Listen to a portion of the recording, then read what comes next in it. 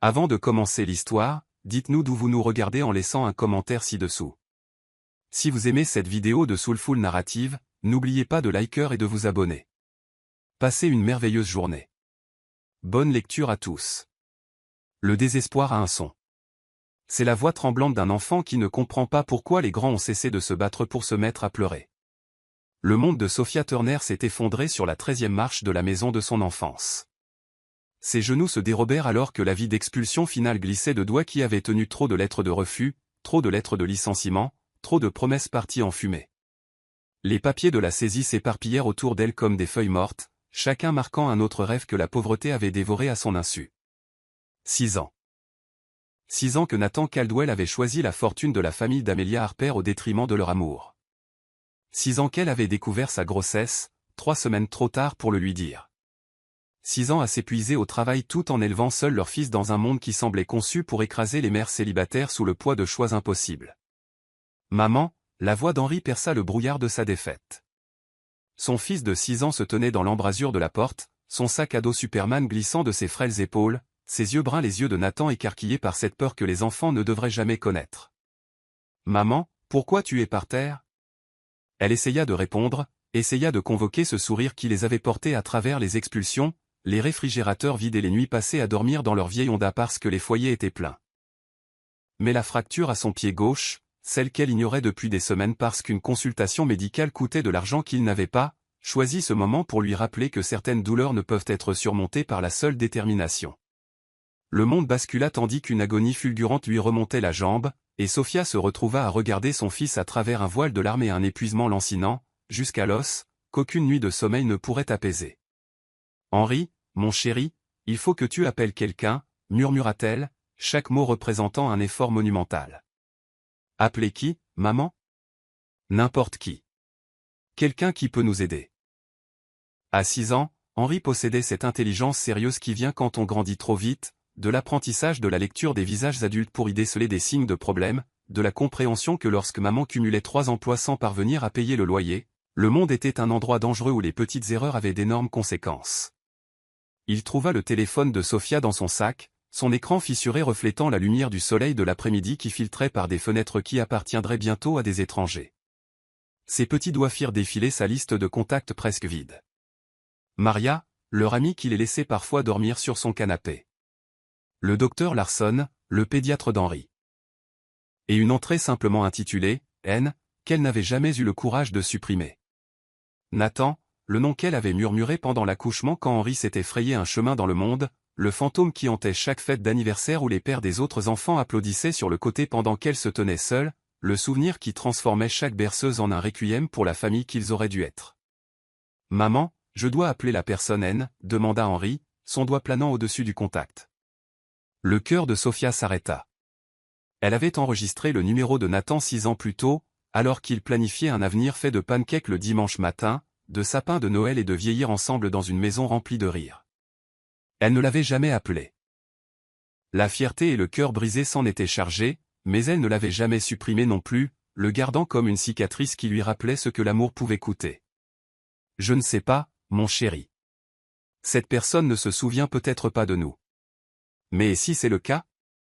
Et s'ils veulent nous aider ? » La foi dans sa voix brisa quelque chose dans sa poitrine. Voilà son fils, ce garçon magnifique qui avait appris à faire ses lacets, à lire des histoires avant de dormir et à réconforter sa mère quand elle pleurait, suggérant qu'il contacte l'homme qui était parti avant même qu'Henri ne prenne sa première inspiration. « D'accord, » murmura-t-elle, car parfois, la seule option qui reste est de s'abandonner. « Essaie d'appeler. » À 500 km de là, dans une salle de conférence étincelante de Chicago surplombant la rivière, Nathan Caldwell orchestrait l'affaire la plus importante de sa carrière. 2 milliards de dollars étaient en jeu alors que les avocats brassaient des contrats et que les cadres acquiesçaient à chacun de ses mots. Son téléphone vibra contre la table en acajou. Numéro inconnu. Il faillit refuser l'appel, mais quelque chose le poussa à répondre. Nathan Caldwell. « Aidez-nous, s'il vous plaît. » Le cri désespéré d'un enfant explosa dans le haut-parleur, faisant lever la tête à 20 costumes surpris. « Ma maman est tombée et elle est blessée, et je ne sais pas quoi faire. »« Calme-toi, » dit Nathan, le sang-froid du milliardaire se fissurant alors que quelque chose de familier s'agitait en lui. « Comment t'appelles-tu ? » Henry. Henry Turner. Ma maman a besoin d'aide, et vous êtes la seule personne dans son téléphone qui pourrait répondre.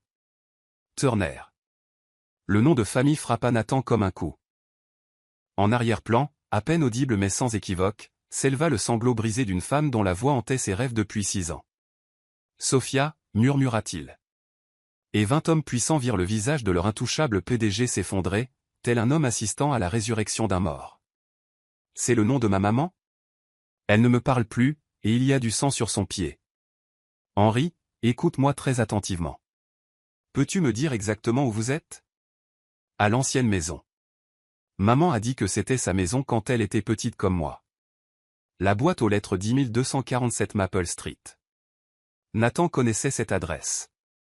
Il l'avait trouvée dans les registres de propriété lors de sa recherche désespérée de Sophia, qui avait duré 3 ans.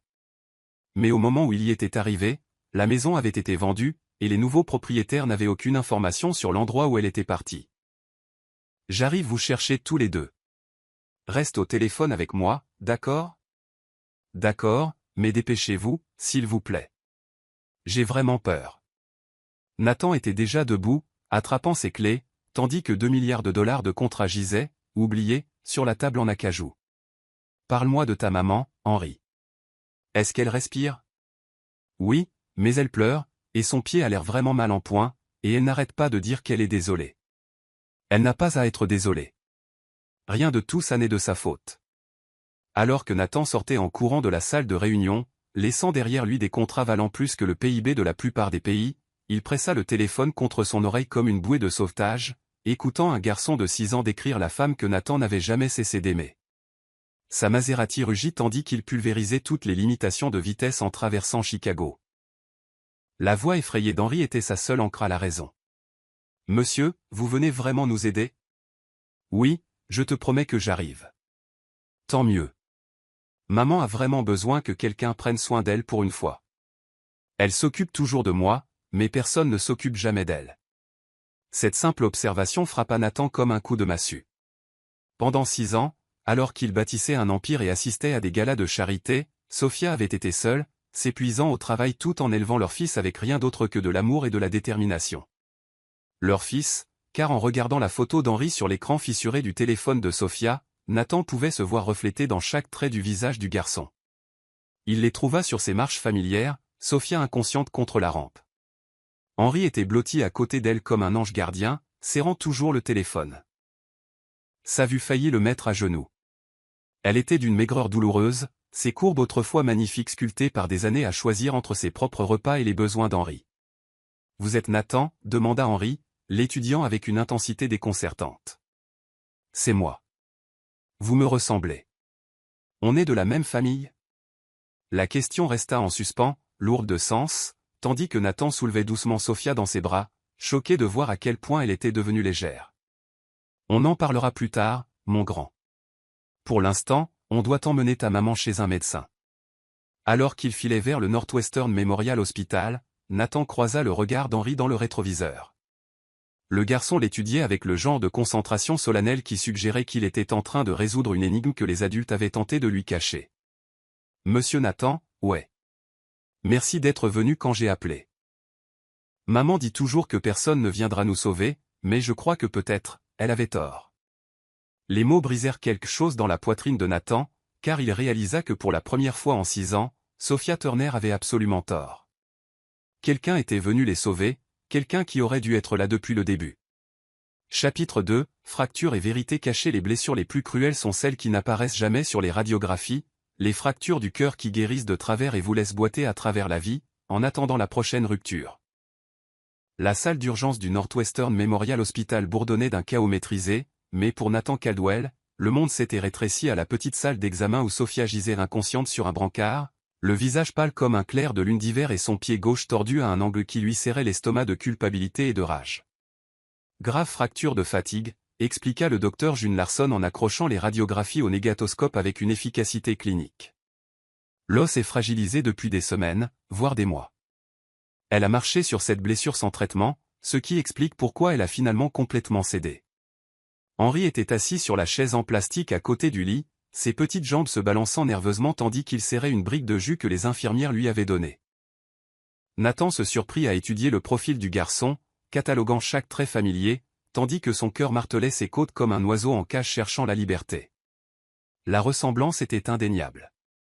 Henri avait exactement les yeux de Nathan, le même épi têtu qui avait défié tous les coiffeurs chics de Chicago, la même façon de pencher la tête lorsqu'il était plongé dans ses pensées. Regarder cet enfant de 6 ans, c'était comme regarder des photos de lui-même enfant. « Est-ce qu'elle va s'en sortir ?» demanda Henri, sa voix petite mais assurée. « Elle ira bien », lui assura le docteur June Larson, mais elle aura besoin d'un repos complet pendant au moins 10 semaines. Interdiction de prendre appui dessus pendant les 6 premières semaines, puis une rééducation progressive avec de la kinésithérapie. 10 semaines ? Nathan passa une main dans ses cheveux. Le geste que Henri imita inconsciemment. Et son travail ? Quel travail, monsieur Caldwell, l'interrompit doucement le médecin. Je dois être direct avec vous sur un autre point. Les radiographies révèlent que cette femme est gravement dénutrie. Sa densité osseuse est dangereusement basse, et il y a des signes de stress chronique qui suggèrent qu'elle vit en mode survie depuis une longue période. Les mots furent comme des coups portés à Nathan. Pendant qu'il concluait des contrats de plusieurs millions de dollars et collectionnait des trophées pour son sens des affaires, Sophia s'était lentement affamée pour nourrir leur fils. Elle travaille très dur, dit Henri d'un ton neutre, remarquant apparemment l'expression atterrée de Nathan. Elle nettoie des bureaux la nuit et sert des repas la journée, et parfois elle tape des trucs à l'ordinateur pour des gens. Elle dit que 3 boulots, ça fait 3 fois plus d'argent pour les choses importantes comme mes fournitures scolaires et de la bonne nourriture. 3 boulots, la voix de Nathan sortit plus rauque qu'il ne l'aurait voulu. Et elle est super douée pour faire durer un peu de nourriture très longtemps. Comme une boîte de soupe qui peut nous durer 2 jours si on ajoute beaucoup d'eau et des crackers. Maman appelle ça étirer nos bénédictions. Chaque révélation innocente était un nouveau coup de poignard dans le cœur de Nathan. De la soupe étirée sur 2 jours. 3 boulots. Étirer les bénédictions. Pendant qu'il possédait 3 maisons et plus de voitures qu'il ne pouvait en conduire, son fils avait appris que l'amour pouvait se mesurer en cuillerées de bouillon soigneusement rationnées. Henri, dit doucement le docteur June Larson, peux-tu me dire où vous avez vécu, toi et ta maman? Il y a plein d'endroits différents. Parfois on reste chez Maria, mais son appartement est vraiment petit et il y a déjà trop de monde. Parfois on dort dans notre voiture, mais maman rend ça amusant en me racontant des histoires d'aventure. Et parfois on peut rester au foyer du centre-ville, où il y a de la très bonne soupe et des gens qui lisent des histoires aux enfants. Nathan sentit une fureur meurtrière monter dans sa gorge. Des foyers. Des voitures. Son fils. Car Henri était son fils. Il en était absolument certain maintenant. Il avait été sans abri. Pendant que Nathan possédait un pantouse valant plus que ce que la plupart des gens verraient en 10 vies. Mais maman s'assure toujours que j'ai un endroit sûr où dormir, continua Henri avec une loyauté farouche. Elle dit, la maison, ce n'est pas un lieu. C'est partout où nous sommes ensemble. Et on est toujours ensemble. Donc on est toujours à la maison. Cette simple philosophie de l'amour triomphant des circonstances frappa Nathan comme un coup de massue. Ce garçon de 6 ans avait été élevé pour trouver de la joie dans le sans-abrisme parce que sa mère avait réussi à créer de l'amour et de la sécurité à partir de rien d'autre que de la détermination et du sacrifice. Un faible gémissement venant du lit attira leur attention. Les yeux de Sophia s'entr'ouvrirent, d'abord flous, puis s'aiguisant en trouvant le visage inquiet d'Henri. « Mon chéri » murmura-t-elle. Sa voix était rauque à cause des analgésiques. « Ça va ? » « Je vais bien, maman. Nathan est venu nous aider. » Comme j'espérais qu'il le ferait. Le regard de Sophia se déplaça vers Nathan, et il vit chaque émotion traverser son visage en succession rapide. La confusion. La reconnaissance. L'incrédulité. Et enfin, une fureur si pure qu'elle aurait pu alimenter le réseau électrique de l'hôpital. « Toi » souffla-t-elle, luttant pour s'asseoir malgré le plâtre qui enveloppait maintenant son pied. « Qu'est-ce que tu fais ici ? » Henri m'a appelé. Il a trouvé mon numéro dans ton téléphone. Henri t'a appelé. Sa voix monta dangereusement. Comment as-tu eu mon numéro ? Je ne te l'ai jamais donné. Tu l'as enregistré il y a 6 ans, dit Nathan doucement. Quand nous étions ensemble. Tu ne l'as jamais supprimé, et Henri l'a trouvé quand il avait besoin d'aide. Sophia le dévisagea comme s'il était un fantôme, matérialisé dans sa chambre d'hôpital. C'est impossible. Tu as choisi Amelia. Tu as choisi l'argent de sa famille plutôt que nous. Je n'ai jamais choisi Amélia plutôt que toi. Alors pourquoi n'as-tu pas répondu quand j'ai appelé? Pourquoi n'as-tu pas répondu à mes lettres?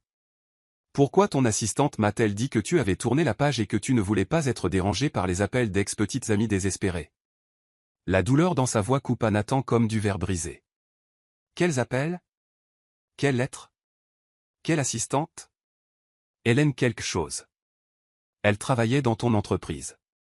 Elle m'a fait comprendre très clairement que tu ne voulais rien avoir à faire avec moi ou ma grossesse. Le sang de Nathan se glaça. Sophia, je n'ai jamais eu d'assistante nommée Hélène, et je n'ai jamais reçu d'appel ou de lettre de ta part. Jamais. Arrête de me mentir, la voix de Sophia se brisa sous le poids de 6 ans d'angoisse refoulée. Tu as fait ton choix. Tu l'as épousée. Je n'ai pas épousé Amélia. J'ai rompu nos fiançailles il y a 3 ans. Les mots frappèrent la pièce comme une force physique. Sophia devint très immobile, son visage passant par la confusion, l'espoir, et quelque chose qui aurait pu être de la terreur. Ce n'est pas possible. Henri, dit Nathan doucement, tu voudrais aller chercher une glace à la cafétéria? J'ai vu tout un congélateur en bas. Je peux vraiment? Maman dit d'habitude que la glace, c'est pour les grandes occasions. Aujourd'hui est un jour très spécial, l'assura Nathan, tendant un billet de $20 au garçon. Prends ton temps pour choisir un parfum. Après le départ d'Henri, qui sautillait presque face au luxe rare de choisir sa propre friandise, Nathan rapprocha sa chaise du lit de Sophia. Il faut que tu m'écoutes très attentivement, dit-il. Il y a 3 ans, j'ai engagé 5 détectives privés différents pour te retrouver. J'ai dépensé plus de $300 000 à chercher la moindre trace de l'endroit où tu étais parti. Ils sont tous revenus bredouilles, comme si tu avais complètement disparu de la surface de la Terre. Je n'ai pas disparu. J'étais ici à Chicago, à travailler au Jimmy's Diner sur Michigan Avenue, à nettoyer des bureaux dans le LOP, à garder des enfants pour des familles à Lincoln Park. Je le sais maintenant. Quelqu'un s'est assuré que je ne te trouve jamais, et ils se sont assurés que tu ne puisses jamais me joindre. Qui ferait ça? Nathan sortit son téléphone, faisant défiler jusqu'à un dossier marqué « Enquête web ». Je vais te montrer quelque chose, mais je veux que tu te prépares. Ce que nous avons découvert sur la famille d'Amélia, c'est pire que ce que nous aurions pu imaginer. Il lui montra des relevés bancaires, des photos de surveillance, des conversations téléphoniques enregistrées, des preuves d'un complot si élaboré et cruel qu'il semblait sorti d'un thriller. La famille Harper n'avait pas seulement interféré dans leur relation, elle l'avait systématiquement détruite pour protéger ses propres intérêts financiers. Ils t'ont maintenu dans la pauvreté exprès, dit Nathan doucement alors que Sophia regardait les preuves. Chaque entretien d'embauche qui n'aboutissait mystérieusement pas, chaque demande de logement rejetée malgré un bon crédit. Ils tiraient les ficelles pour te garder désespéré et isolé. Pourquoi? Le mot sortit comme un murmure. Parce que la famille d'Amélia était au bord de la faillite. Ils avaient besoin de notre mariage pour sauver leur empire textile, et ils te voyaient comme un obstacle à une fusion valant des centaines de millions de dollars. Les mains de Sophia tremblaient alors qu'elle feuilletait des photos d'elle, prises à son insu au cours des 6 dernières années, la montrant au travail, allant chercher Henri à la garderie, dormant dans sa voiture devant une laverie automatique ouverte 24h24. Ils nous ont surveillés. Ils ont des dossiers sur les résultats scolaires d'Henri, des informations médicales, des évaluations psychologiques, faites sans que je le sache. Ils montaient un dossier pour détruire ma crédibilité si jamais j'essayais de réclamer une pension alimentaire. La violation était stupéfiante. Ces gens avaient transformé son fils en un pion dans leur jeu d'échecs financiers, documentant chaque moment de difficulté pour l'utiliser contre elle si nécessaire. Je crois que je vais être malade, murmura Sophia. Il y a plus. Nathan lui montra la dernière pièce à conviction, des conversations enregistrées entre Amélia et son père, planifiant sa cour comme une campagne militaire. Toute notre relation a été orchestrée depuis le début. Ils ont fait des recherches sur ton passé, ton emploi du temps, même tes restaurants préférés. Chaque rencontre fortuite était planifiée. Henri revint en bondissant dans la pièce, de la glace au chocolat étalée sur le visage et une joie pluriradient de chaque pore. Maman, ils avaient 17 parfums. J'ai pris pâte à cookies pépites de chocolat suprême avec des vermicelles en plus. En regardant le bonheur de son fils, le simple plaisir d'un enfant de 6 ans qui venait de connaître le luxe du choix, Sophia sentit quelque chose de fondamental basculer en elle. Henri, dit-elle prudemment, qu'est-ce que tu sais sur les papas? Juste ce que les autres enfants à l'école me disent. Ils disent que les papas t'apprennent des choses, jouent à la balle avec toi et s'assurent que les monstres ne se cachent pas sous ton lit.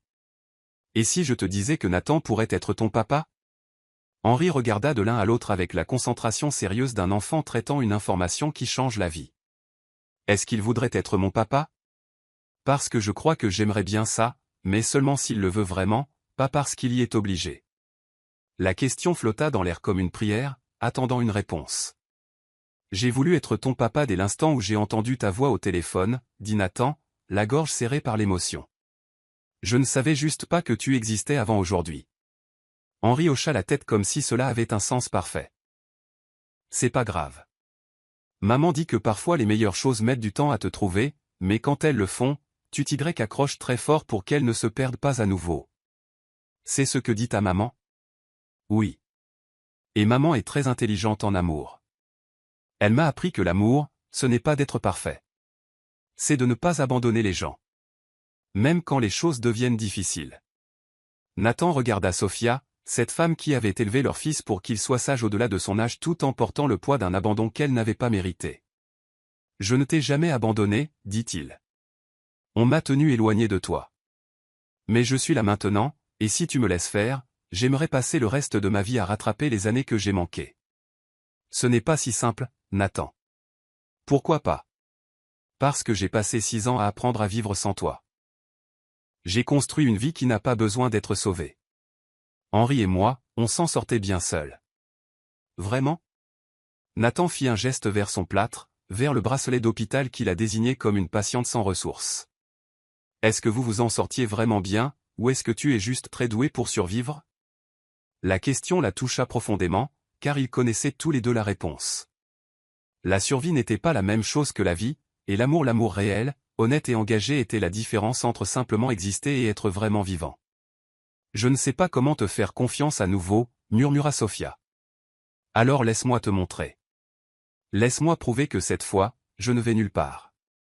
Et tes affaires, ta vie, toutes ces choses importantes qui comptent plus que nous?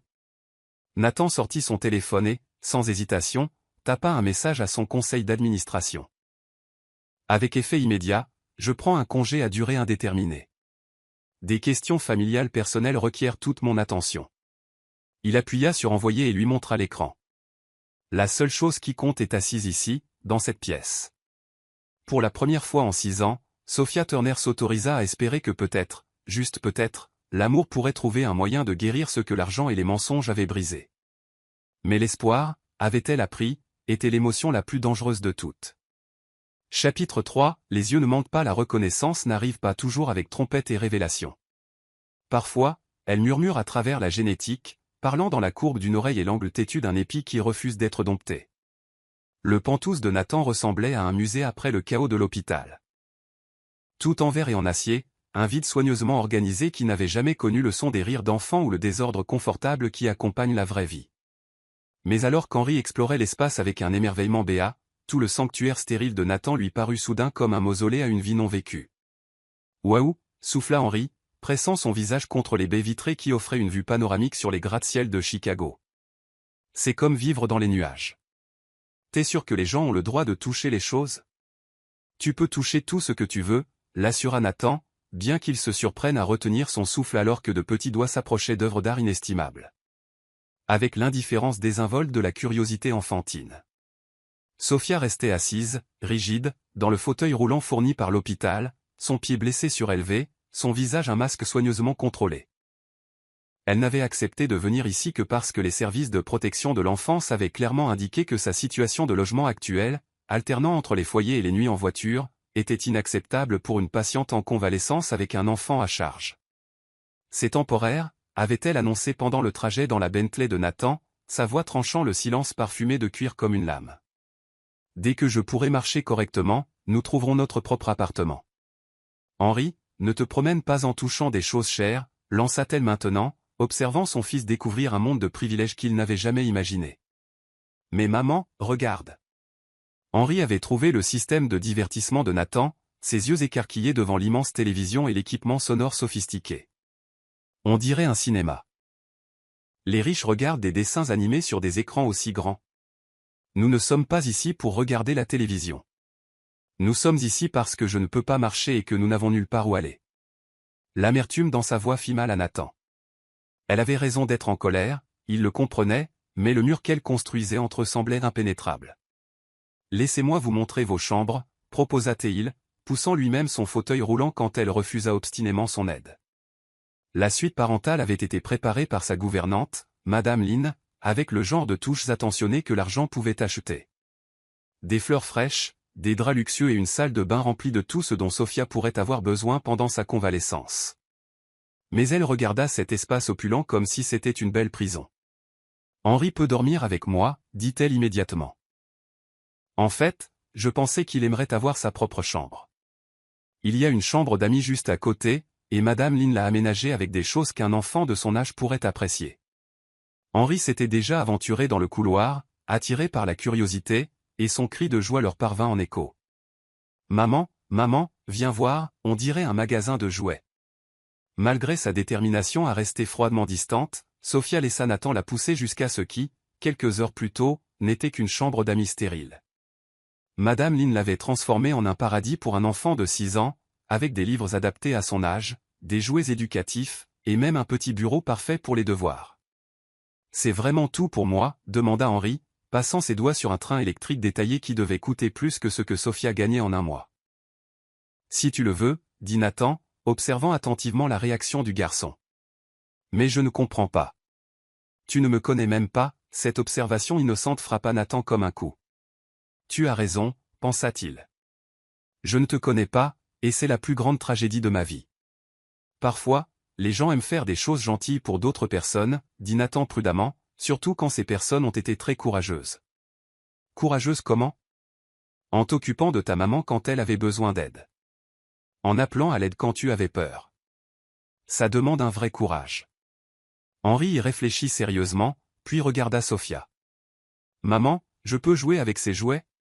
Le visage de Sophia était un champ de bataille d'émotions. La gratitude luttait contre la fierté, le désespoir combattait l'indépendance. Finalement, elle hocha la tête. « Tu peux jouer avec pendant qu'on est là. Mais n'oublie pas, nous ne faisons que passer. » Alors qu'Henri se plongeait dans l'exploration de son trésor temporaire, Nathan le remarqua s'arrêter devant un petit miroir sur la commode. Le garçon fixa son reflet, puis se tourna pour étudier le visage de Nathan avec le genre d'intensité qui met les adultes mal à l'aise. « Tu as la même couleur d'yeux que moi », observa Henri avec une précision scientifique. « C'est vrai. Et tes cheveux font ce truc bizarre devant où ils se dressent, même quand tu essaies de les aplatir. » La main de Nathan se porta automatiquement à son épi, cette même mèche de cheveux têtus qui avait vaincu tous les coiffeurs chics de Chicago. « Ça a toujours fait ça. Les miens aussi. Maman essaie de les arranger avec de l'eau et ce truc gluant pour les cheveux, mais ça ne tient jamais. » Henri continua sa comparaison visuelle avec la minutie d'un détective, cataloguant les similitudes avec les capacités d'observation factuelle d'un enfant de 6 ans qui avait appris à remarquer les détails, la forme de leurs oreilles, la façon dont ils plissaient tous les deux légèrement les yeux en se concentrant, l'arc identique de leurs sourcils.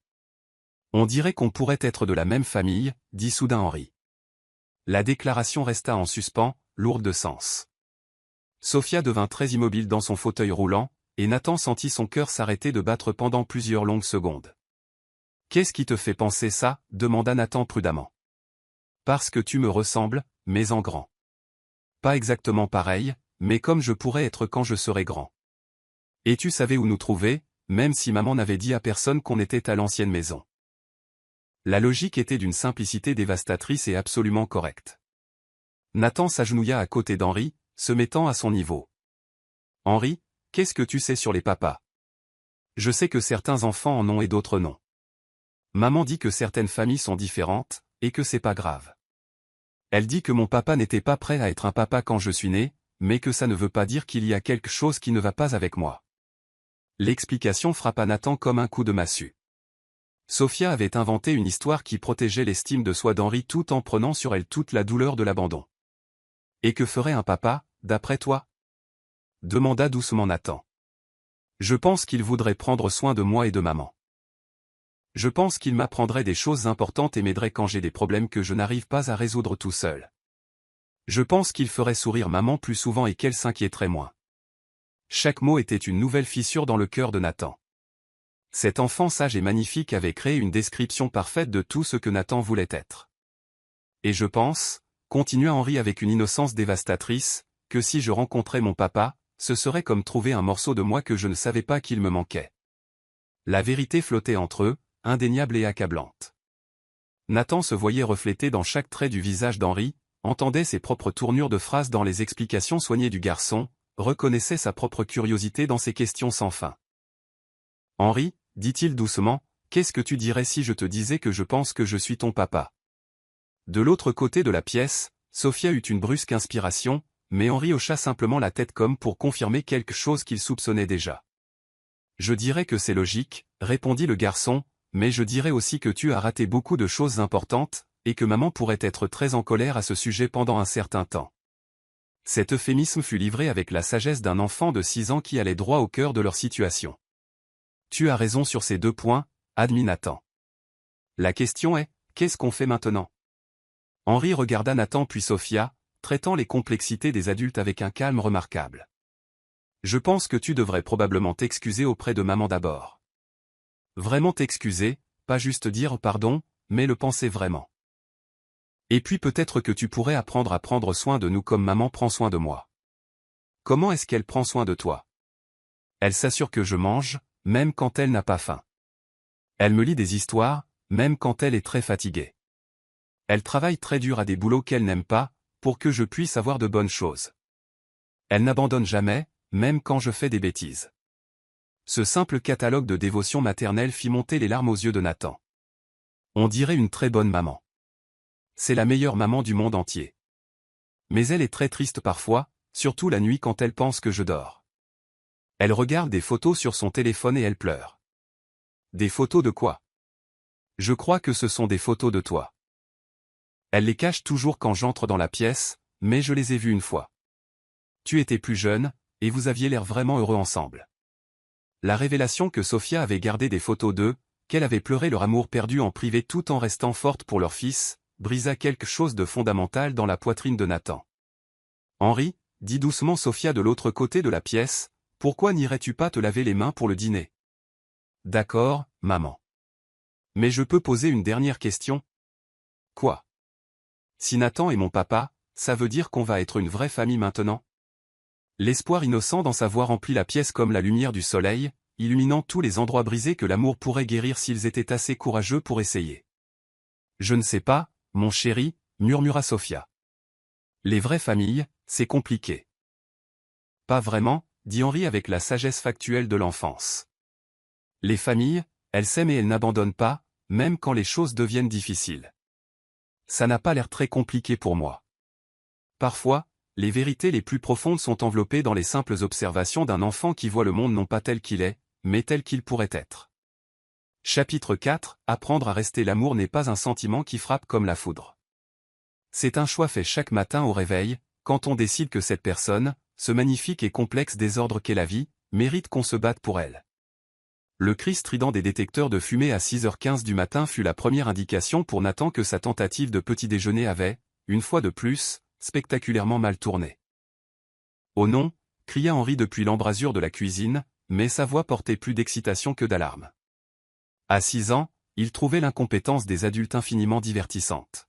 « Nathan, les pancakes sont en feu. » Les pancakes, si on pouvait encore les appeler ainsi, ressemblaient plus à des briquettes de charbon de bois qu'à un petit déjeuner. La fumée s'échappait de la poêle anti-adhésive coûteuse de Nathan pendant qu'il agitait frénétiquement un torchon vers l'alarme hurlante, essayant de faire taire la protestation mécanique qui allait sans aucun doute réveiller Sophia. « Mais qu'est-ce que… » La voix de Sophia coupa à travers le chaos alors qu'elle manœuvrait son fauteuil roulant dans la cuisine, les cheveux ébouriffés par le sommeil et son expression passant de l'alarme à l'exaspération. « Nathan, qu'est-ce que tu fais au petit déjeuner de mon fils ? » « Je fais des pancakes, dit-il sur la défensive, luttant toujours contre le détecteur de fumée.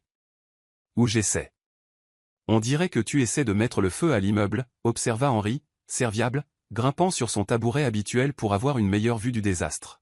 « Peut-être que les pancakes sont plus difficiles à faire qu'ils n'en ont l'air. Éteins le feu, ouvre les fenêtres et arrête d'agiter ce torchon comme si tu te rendais au petit déjeuner, ordonna Sophia avec la patience de quelqu'un qui avait déjà géré des catastrophes culinaires. Nathan suivit ses instructions, se sentant à peu près aussi compétent qu'un bambin avec un kit de chimiste. Dans sa vie d'avant, celle qui semblait appartenir à une histoire ancienne maintenant, il s'était entièrement nourri de repas au restaurant et d'événements avec traiteur. Sa cuisine avait été plus décorative que fonctionnelle. « Pourquoi n'appelles-tu pas simplement Madame Lin pour faire le petit déjeuner ?» demanda Sophia, se rapprochant pour évaluer les dégâts. « Parce que Madame Lin ne vient que 2 fois par semaine, et je veux apprendre à m'occuper de vous deux moi-même. » L'aveu flotta dans l'air entre eux, vulnérable et honnête. L'expression de Sophia s'adoucit un bref instant avant que ses défenses ne se remettent en place. « Nous n'avons pas besoin que tu t'occupes de nous. »« Peut-être pas, mais moi, j'ai besoin d'apprendre. » Henri, pendant ce temps, avait trouvé le sachet de préparation pour pancakes et lisait les instructions avec la concentration sérieuse qu'il apportait à tout, des devoirs aux constructions en Lego. « Je pense que le problème, c'est que tu as mis le feu trop fort, annonça-t-il. La boîte dit feu moyen, et tu peux tester en mettant une petite goutte d'eau dans la poêle. Si elle danse, c'est prêt. C'est ta maman qui t'a appris ça? Oui. Maman sait cuisiner plein de choses, même avec un seul brûleur et sans truc de luxe. Elle dit, la cuisine, c'est comme l'amour. Il faut être attentif et patient, sinon ça devient tout brûlé et dégoûtant. Cette simple sagesse frappa Nathan comme une révélation. Pendant l'heure qui suivit, il reçut un cours de maître en cuisine de base d'un enfant de 6 ans qui avait appris la sagesse culinaire d'une mère qui avait fait des miracles avec des ressources limitées. Pas si vite pour retourner, l'instruisit Henri alors que Nathan tentait son premier retournement de pancake réussi. Maman dit qu'il faut être doux, comme pour border un bébé dans son lit. Ta maman est très sage. C'est la personne la plus intelligente que je connaisse. Elle m'a appris à lire quand j'avais 4 ans parce qu'elle disait que les livres pouvaient t'emmener n'importe où, même quand tu n'avais nulle part où aller. Un autre coup au cœur pour Nathan. Pendant qu'il accumulait richesse et récompenses, son fils apprenait que la littérature était une échappatoire aux dures réalités. « Quel est ton livre préféré ?» demanda Nathan. « Max et les Maxi-Monstres. Maman fait toutes les voix et rend ça vraiment effrayant mais amusant. Elle dit que Max est courageux parce qu'il n'a pas peur de ressentir de grandes émotions, même quand elles font peur. J'aimerais bien l'entendre le lire un jour. Tu pourrais me le lire ce soir si tu veux, mais tu dois d'abord t'entraîner sur les voix, parce que les Maxi-Monstres ne parlent pas comme les gens normaux. » Marché conclu. Ils prirent le petit déjeuner ensemble à la table de la cuisine, des pancakes légèrement de travers mais réellement comestibles qui avaient le goût de la victoire pour Nathan et probablement celui de la charité pour Sophia. Henri bavarda sur ses projets pour la journée, remplissant le silence de ce genre de bruit confortable qui faisait que l'immense pentouse ressemblait à une vraie maison. « Je peux t'aider à préparer le déjeuner aussi ?» demanda Henri quand son assiette fut vide. Après t'être brossé les dents, dit Sophia automatiquement. « Je vais lui montrer où tout se trouve, proposa Nathan. Alors qu'il se dirigeait vers la salle de bain des invités, Henri glissa sa petite main dans celle de Nathan avec la confiance inconsciente que les enfants accordent aux adultes qu'ils ont jugés sûrs. Le contact envoya un choc électrique dans tout le système de Nathan. C'était son fils, son enfant, qui choisissait de lui faire confiance malgré tout. « Nathan, » dit Henri, alors qu'ils se tenaient côte à côte devant le lavabo de la salle de bain, se brossant tous les deux les dents. « Tu vas rester avec nous ?» La question, étouffée par le dentifrice, était la plus importante qu'on ait jamais posée à Nathan. Il se rinça la bouche soigneusement, gagnant du temps pour trouver les mots justes. « Tu veux que je reste ? » Oui, mais plus important encore, est-ce que tu veux rester ? Parce que maman dit que vouloir faire quelque chose, c'est différent de devoir faire quelque chose. Les gens qui doivent faire des choses finissent généralement par se fatiguer et partir. La sagesse de cette observation était stupéfiante. À 6 ans, Henri avait déjà appris à distinguer l'obligation du désir sincère, probablement parce qu'il avait vu trop d'adultes faire des promesses qu'ils ne pouvaient pas tenir. « Je veux rester, » dit Nathan sérieusement, « plus que je n'ai jamais voulu quoi que ce soit dans ma vie. Même si c'est difficile ? Parce que s'occuper des gens, c'est vraiment difficile parfois. Maman est fatiguée et inquiète, et parfois elle pleure quand elle pense que je ne la vois pas, même si c'est difficile. Même si maman reste en colère contre toi pendant un moment ? Parce qu'elle est très douée pour être en colère quand quelqu'un lui fait de la peine. Même dans ce cas. Henri hocha la tête, apparemment satisfait de ses réponses. D'accord. Mais tu devrais probablement savoir que je fais des cauchemars parfois, et maman me laisse généralement dormir dans son lit quand ça arrive. C'est bon à savoir. D'accord. Et parfois je pose trop de questions parce que je veux tout comprendre. Maman dit que la curiosité est une bonne chose, mais certains adultes s'énervent. J'aime les questions. Pose-moi autant que tu veux. Et j'ai peur de choses que je ne peux pas expliquer parfois. Maman dit que c'est normal parce que les sentiments n'ont pas toujours de sens, mais qu'ils sont quand même réels. Chaque révélation était une autre pièce de la vie que Nathan avait manqué, un autre aperçu du lien profond entre la mère et le fils qui les avait soutenus pendant des années d'incertitude. Henri, dit-il prudemment, qu'est-ce que tu penserais si je te disais que je t'aime? Le garçon y réfléchit avec son sérieux habituel. Je penserais que c'est très gentil, mais je penserais aussi que tu devrais probablement le dire à maman d'abord, parce qu'elle s'occupe de moi toute seule depuis très longtemps, et elle devrait entendre les choses importantes avant moi. La vérité sort de la bouche des enfants. Ce soir-là, après qu'Henri ait eu son histoire et ait été bordé, Nathan faisant une imitation crédible des voix des maxi-monstres, Nathan trouva Sophia sur le balcon, regardant la ligne d'horizon scintillante de Chicago avec une expression qu'il ne pouvait pas déchiffrer. « Il dort », annonça Nathan, s'installant dans la chaise à côté d'elle sans attendre sa permission. « Merci, Sophia. Nous devons parler. »« Vraiment ? Je t'aime. Je t'aimais il y a 6 ans quand nous planifions un avenir ensemble. Je t'ai aimé pendant 6 ans sans savoir où tu étais ni si tu étais en sécurité. Et je t'aime maintenant. En voyant quelle mère incroyable tu es devenue, en regardant comment tu as élevé notre fils pour qu'il soit gentil, sage et courageux. » Elle resta silencieuse si longtemps qu'il pensa qu'elle n'allait pas répondre.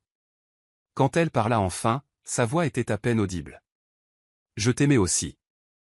Tellement que ça m'a presque détruite quand tu as disparu de ma vie. Je n'ai jamais disparu. J'ai été volée. Par qui? Par des gens qui voyaient notre amour comme un obstacle à leur plan financier. Des gens qui vont payer pour ce qu'ils nous ont pris. Sophia, mais avant de m'occuper d'eux, je veux que tu saches quelque chose. Henri m'a demandé aujourd'hui si j'allais rester. Pas si je pouvais rester ou si je devais rester, mais si j'allais rester. Et j'ai réalisé que c'est la seule question qui compte. Qu'est-ce que tu lui as dit? Je lui ai dit oui. Je reste. Pas parce que je le dois, pas parce que c'est la bonne chose à faire, pas parce que vous avez besoin de moi. Je reste parce que ça. Il fit un geste entre eux, vers l'appartement où leur fils dormait paisiblement. C'est la seule vie qui vaille la peine d'être vécue. Les mains de Sophia tremblaient sur ses genoux. J'ai peur, Nathan. De quoi? De te faire confiance. De laisser Henri s'attacher à l'idée d'avoir un père. De croire que c'est réel, et que tu partes quand quelque chose de mieux se présentera. Il n'existe rien de mieux. Tu n'en sais rien. Tu as été un milliardaire célibataire pendant 6 ans. Tu ne sais pas ce que c'est d'être responsable d'un enfant chaque jour, de faire passer les besoins de quelqu'un d'autre avant les tiens à chaque fois. De t'inquiéter constamment pour l'argent, la sécurité, et de savoir si tu ne gâches pas le travail le plus important du monde. Tu as raison, je ne sais pas ces choses. Mais je veux les apprendre. Je veux m'inquiéter pour les devoirs d'Henri et ses amitiés, et s'il mange assez de légumes. Je veux rester éveillé la nuit à planifier ses fêtes d'anniversaire et ses fonds pour l'université, et me demander si je suis trop strict ou trop indulgent. Ce ne sont que de belles paroles, Nathan. Alors laisse-moi le prouver par mes actes. Laisse-moi être là chaque jour. Laisse-moi apprendre à faire des pancakes qui ne nécessitent pas d'appeler les pompiers. Laisse-moi être l'homme dont tu avais besoin il y a 6 ans, et le père que Henri mérite maintenant. Des larmes coulaient sur ses joues, captant les lumières de la ville comme des diamants. Je ne sais pas comment te laisser entrer à nouveau. Commençons petit. Laisse-moi préparer le petit déjeuner demain sans mettre le feu à la cuisine. Laisse-moi lire une autre histoire à Henri avant de dormir.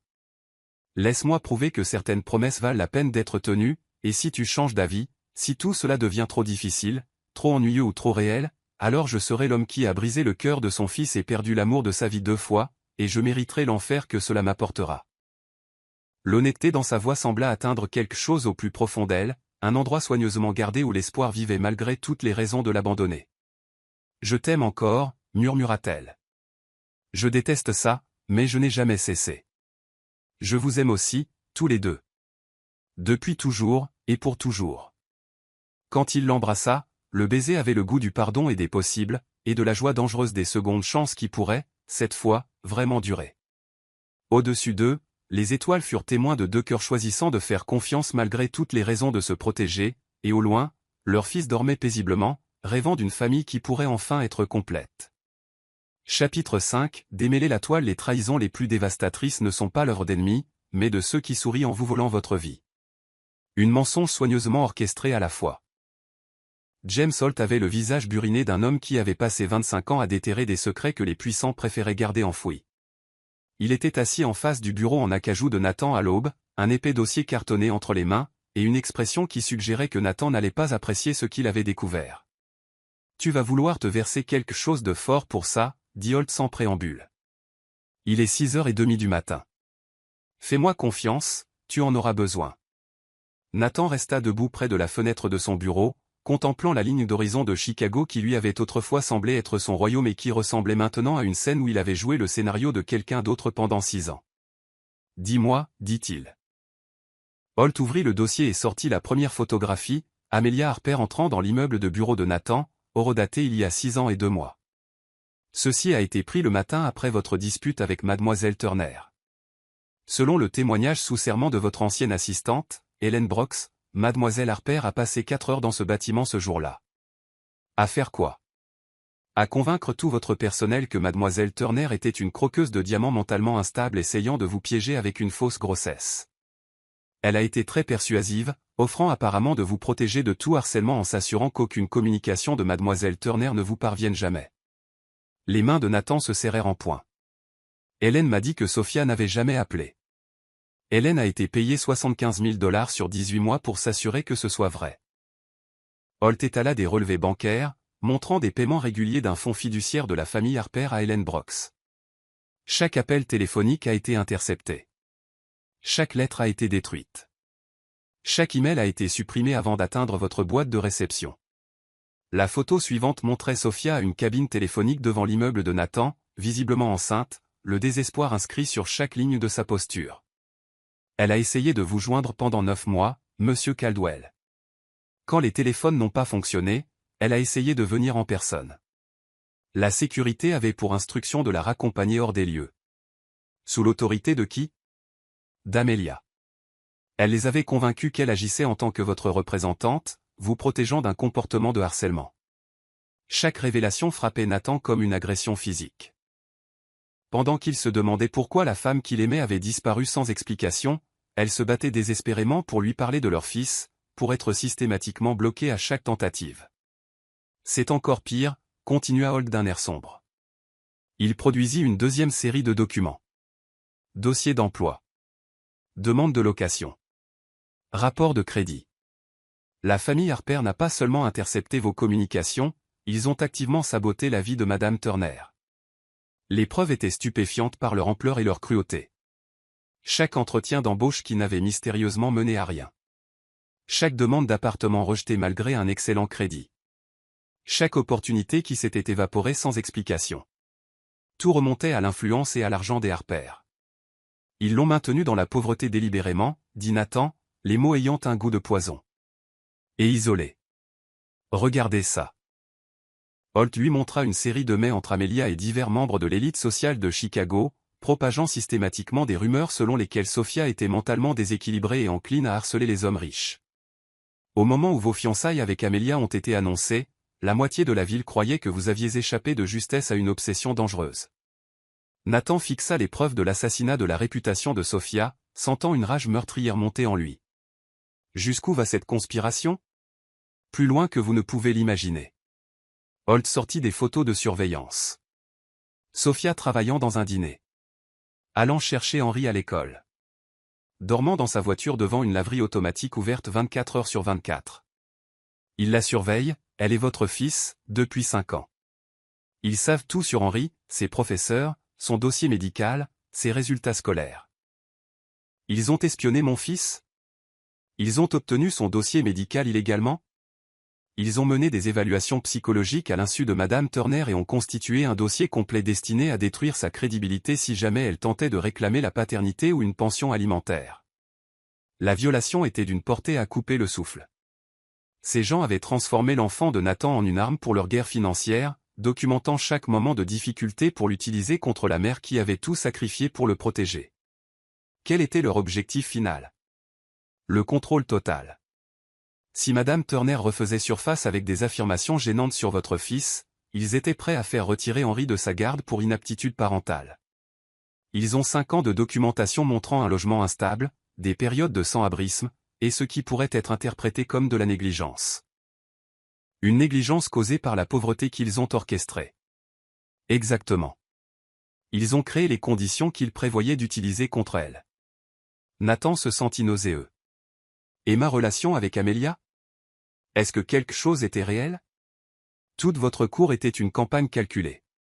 Holt sortit une clé USB. Des conversations enregistrées entre Amelia et son père, planifiant votre séduction comme une opération militaire. Ils ont fait des recherches sur vos préférences, votre emploi du temps, vos vulnérabilités.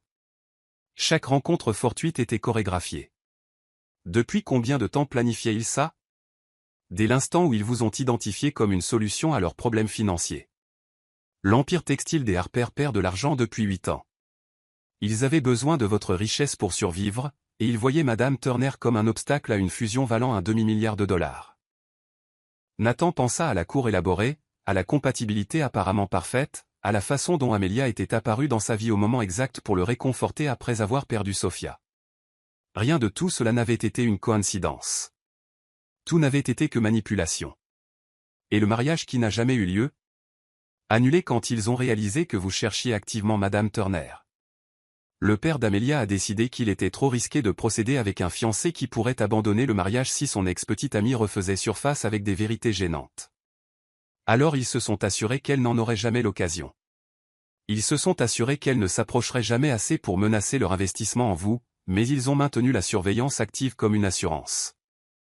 Nathan étudia les preuves de sa vie volée, de sa famille volée, de 6 années où Sophia avait élevé leur fils seul en croyant qu'il avait choisi la richesse plutôt que l'amour. La rage qui montait en lui était différente de tout ce qu'il avait jamais ressenti. « Je veux qu'il soit détruit », dit-il calmement. Les voies légales prendront du temps, mais le dossier est solide. Fraude financière, complot, usurpation d'identité, surveillance illégale, falsification de documents. Il risque des accusations fédérales qui pourraient les envoyer en prison pour des décennies. Combien de temps? 6 mois pour monter un dossier en béton. Peut-être moins si Helen Brooks continue de coopérer. Elle est prête à témoigner en échange de l'immunité. Et pour prouver la vérité à Sophia. Les preuves parlent d'elles-mêmes. La question est de savoir si elle est prête à l'entendre. Nathan pensa au mur que Sophia avait soigneusement construit, à la douleur dans ses yeux, à la façon dont elle se tenait à distance de lui, comme quelqu'un qui avait appris que l'espoir était l'émotion la plus cruelle de toutes. Apprendre la vérité pourrait la guérir, ou la briser complètement. Un léger coup interrompit ses pensées. Henry jeta un œil par la porte du bureau, les cheveux encore humides de son bain matinal et son petit visage brillant de curiosité. Nathan, maman dit que le petit déjeuner est prêt. Elle a fait de vrais pancakes parce qu'elle a dit que tu es une menace pour la nourriture du matin. Malgré tout, Nathan sourit. J'arrive tout de suite, champion. Henry s'attarda, étudiant Holt avec l'intérêt franc que les enfants de 6 ans portent aux nouvelles personnes. Tu es l'ami de Nathan? Je travaille pour lui, dit prudemment Holt. Quel genre de travail? Je découvre la vérité quand les gens mentent sur des choses importantes. Henry hocha la tête sérieusement. Ça a l'air d'être un travail très important. Mentir sur des choses importantes peut vraiment blesser les gens. Après le départ d'Henry, Holt rassembla ses documents avec une efficacité bien rodée. Gamin intelligent. Trop intelligent. Il a compris que j'étais son père avant que j'aie le courage de le lui dire. Que allez-vous faire à propos des Harper? Nathan regarda les preuves de la conspiration qui lui avait coûté 6 ans de la vie de son fils, voyant Sophia lutter dans la pauvreté en croyant qu'elle avait été abandonnée par choix. Les responsables allaient payer pour chaque larme qu'Henry avait vu sa mère verser, chaque nuit où ils avaient dormi dans leur voiture, chaque moment de souffrance que leur cupidité avait causé. Je vais m'assurer qu'ils ne blesseront plus jamais une autre famille comme ils ont blessé la mienne. Par des voies légales, exclusivement légales. Je ne veux pas qu'Henry soit pris entre deux feux quand ça sortira. Et Madame Turner mérite de connaître la vérité, mais elle mérite aussi de décider comment elle veut que cette vérité soit révélée. Holt hocha la tête et se dirigea vers la porte. Un conseil. Ne faites pas la même erreur qu'Amelia. Ne décidez pas de ce qui est le mieux pour elle sans lui demander ce qu'elle veut. Alors que l'enquêteur partait, Nathan resta à sa fenêtre, regardant Chicago s'éveiller à un autre jour de rêves ordinaires et de batailles privées. Quelque part dans la ville, Amelia Harper planifiait probablement son prochain coup, ignorant que son château de cartes était sur le point de s'effondrer. Mais à l'étage, Henry mangeait des pancakes et posait des questions sans fin, tandis que Sophia prétendait ne pas s'adoucir envers l'homme qui lui avait autrefois brisé le cœur, et qui essayait maintenant désespérément de prouver qu'il méritait une seconde chance. La vérité pouvait attendre un autre jour. Sa famille, aussi fragile et compliquée soit-elle, ne le pouvait pas. Chapitre 6, le prix de la vérité parfois, le coût de la rédemption est tout ce que vous pensiez vouloir, et la récompense est tout ce qui compte vraiment. La salle de bal du Palmer House scintillait comme une grotte ornée de bijoux. Les personnes les plus puissantes de Chicago étaient réunies pour le gala annuel de la Fondation pour l'enfance, un événement qui récoltait des millions pour les jeunes défavorisés, tout en permettant aux privilégiés de se sentir vertueux quant à leur richesse. Nathan se tenait à l'entrée dans son smoking parfaitement taillé, ayant l'air en tout point du milliardaire philanthrope alors qu'il prévoyait de faire exploser tout son monde social. Amelia apparut à ses côtés avant qu'il n'ait fait 10 pas, radieuse dans une robe de soie émeraude qui coûtait probablement plus que ce que la plupart des familles dépensaient en logement. Son collier de diamants captait la lumière du lustre comme un feu capturé, et sa main sur son bras ressemblait à un beau poison s'infiltrant à travers le tissu coûteux. « Chérie », roucoula-t-elle, sa voix calibrée pour une conversation intime malgré la foule qui les entourait. « Je commençais à croire que tu avais oublié ce soir. Je n'oublie jamais les occasions importantes. » Quelque chose dans son ton la poussa à étudier son visage plus attentivement. « Tu sembles différent ce soir. Plus concentré. » « Ah bon ? C'est assez séduisant, en fait. Le succès te va bien. » Son rire tinta comme du cristal qui se brise. « En parlant de ça, papa dit que les papiers de la fusion sont presque finalisés. Nous devrions bientôt discuter des dates de mariage. » Nathan faillit s'étouffer avec son champagne. « Des dates de mariage ? Ne fais pas l'innocent, chérie. Harper Textile et Caldwell Industries unissant leurs forces, ce sera le mariage d'affaires de la décennie. Littéralement. Elle fit un geste vers la salle de bal avec une satisfaction évidente. Tout ceci sera bientôt à nous. La révélation désinvolte de leur relation en tant que couple, et après avoir vu les preuves de Holt, plus rien dans la manipulation d'Amelia ne pouvait le surprendre. « Amelia, dit-il prudemment, que penses-tu exactement qu'il se passe entre nous ? Oh, ne fais pas semblant de ne pas savoir. Les contrats, la fusion, nos fiançailles. Tout est prévu depuis des mois. Les avocats de papa travaillent avec les tiens depuis Noël. Mes avocats ne m'ont parlé d'aucune fusion. Tiens donc. Comme c'est étrange. » Son sourire était acéré comme une lame de rasoir. « Eh bien, je suppose qu'il voulait que ce soit une surprise. Les hommes aiment tant les surprises. » Nathan sentit la sensation familière d'être manœuvré par quelqu'un qui avait fait de la tromperie un article. Mais ce soir, il avait sa propre surprise de prévue. « Mesdames et messieurs, » annonça le maître de cérémonie depuis la petite scène, « nous avons une présentation spéciale ce soir. Monsieur Nathan Caldwell a demandé à s'adresser à vous au sujet de la famille, de la vérité et de la responsabilité dans notre communauté. » La prise d'Amelia sur son bras se resserra comme une griffe. « Nathan, qu'est-ce que tu fais ? » Quelque chose que j'aurais dû faire il y a 6 ans. La foule se tut alors que Nathan se dirigeait vers le podium, acceptant le micro avec des mains plus stables qu'elle n'aurait dû l'être. 500 visages le regardaient avec attente, ses partenaires commerciaux, ses pairs sociaux, les architectes du monde qui avaient conspiré pour le séparer de son fils. « Bonsoir », commença-t-il, sa voix portant clairement à travers l'espace orné. « Je veux vous parler de mon fils. » Le murmure qui parcourut l'audience fut immédiat et électrique. Le visage d'Amelia avait perdu toute couleur. « Il s'appelle Henry », continua Nathan, « et il a 6 ans. Il a mes yeux, mon épi rebelle et le genre de curiosité qui transforme de simples conversations en discussions philosophiques.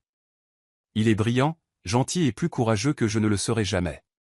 Et jusqu'à il y a 2 semaines, j'ignorais son existence. » Le murmure devint un rugissement. Des caméras de téléphone apparurent, d'abord discrètes, puis ouvertement. Le lendemain matin, cela serait en tendance sur toutes les plateformes de médias sociaux de Chicago. J'ignorais son existence parce qu'il y a 6 ans, lorsque sa mère a essayé de me dire qu'elle était enceinte, ses appels ont été interceptés. Quand elle a écrit des lettres, elles ont été détruites. Quand elle a essayé de me joindre en personne, elle a été renvoyée par la sécurité. agissant sur des ordres qu'il croyait venir de moi. Nathan trouva Amélia dans la foule. Elle reculait vers la sortie, la panique remplaçant son calme habituel. La conspiration était élaborée, bien financée et dévastatrice dans son efficacité. Elle m'a coûté 6 ans de la vie de mon fils. Elle a coûté à sa mère 6 ans de lutte seule, accumulé plusieurs emplois, dormant parfois dans sa voiture pour s'assurer qu'Henri ait de la nourriture et un abri. Elle a coûté à Henri 6 ans sans avoir un père qu'il aimait. La salle de bal était devenue complètement silencieuse. Ce n'était pas le divertissement habituel d'un gala de charité. Je partage cela avec vous ce soir parce que je veux être absolument clair sur qui je suis et ce que je valorise. Certains d'entre vous font partie de ma vie depuis des années. Vous avez investi dans mes entreprises, m'avez fait confiance pour vos affaires, m'avez accueilli dans vos maisons. Je veux que vous sachiez qu'à partir de demain, je serai un homme différent, avec des priorités différentes. Nathan regarda directement Richard Harper, qui était assis, le visage rouge de fureur, à une table de choix près de la scène. Je consacrerai mon temps, mon énergie et mes ressources à ma famille. J'apprendrai à être le père que mon fils mérite et le partenaire dont sa mère avait besoin il y a 6 ans. Si cela me rend inapte à vos projets commerciaux ou à vos cercles sociaux, je comprends tout à fait et j'accepte les conséquences. Il reposa le micro sur son support et quitta la scène. Le silence le suivit jusqu'à ce qu'il atteigne les portes de la salle de bal, où il explosa en chaos derrière lui. Son téléphone commença à vibrer avant même qu'il n'atteigne le voiturier. Appel d'investisseurs, de partenaires commerciaux, de journalistes qui sentaient l'odeur du sang. Il éteignit l'appareil et le glissa dans sa poche. Le trajet de retour à travers les rues scintillantes de Chicago lui donna l'impression de voyager entre 2 mondes différents. Derrière lui se trouvait tout ce qu'il avait passé 15 ans à construire, richesse, statut, pouvoir, le respect de personnes dont l'approbation avait autrefois semblé être la seule monnaie qui comptait. Devant lui se trouvait quelque chose d'infiniment plus précieux et de terriblement incertain. Il trouva Henri et Sophia dans le salon, engagés dans ce qui semblait être une bataille épique de jeux de société impliquant des dragons et de la stratégie médiévale. Henri leva les yeux quand Nathan entra, admirant son smoking formel. « Tu es super chic », observa le garçon. « C'était amusant, ta fête ?» « C'était instructif », dit Nathan en desserrant son nœud papillon avec soulagement. « Qui gagne ? » ?»« Maman me bat, mais j'apprends sa stratégie. Elle est vraiment douée pour anticiper. » Ta maman est douée pour beaucoup de choses. Alors que Nathan se changeait, son téléphone, bien qu'éteint, réussit à transmettre l'ampleur du chaos qu'il avait déchaîné. Les quelques aperçus qu'il eut des médias sociaux montraient son discours déjà viral, le cours de ses actions en chute libre, et le monde des affaires réagissant à sa confession publique avec le genre de désapprobation choquée habituellement réservé aux crimes financiers.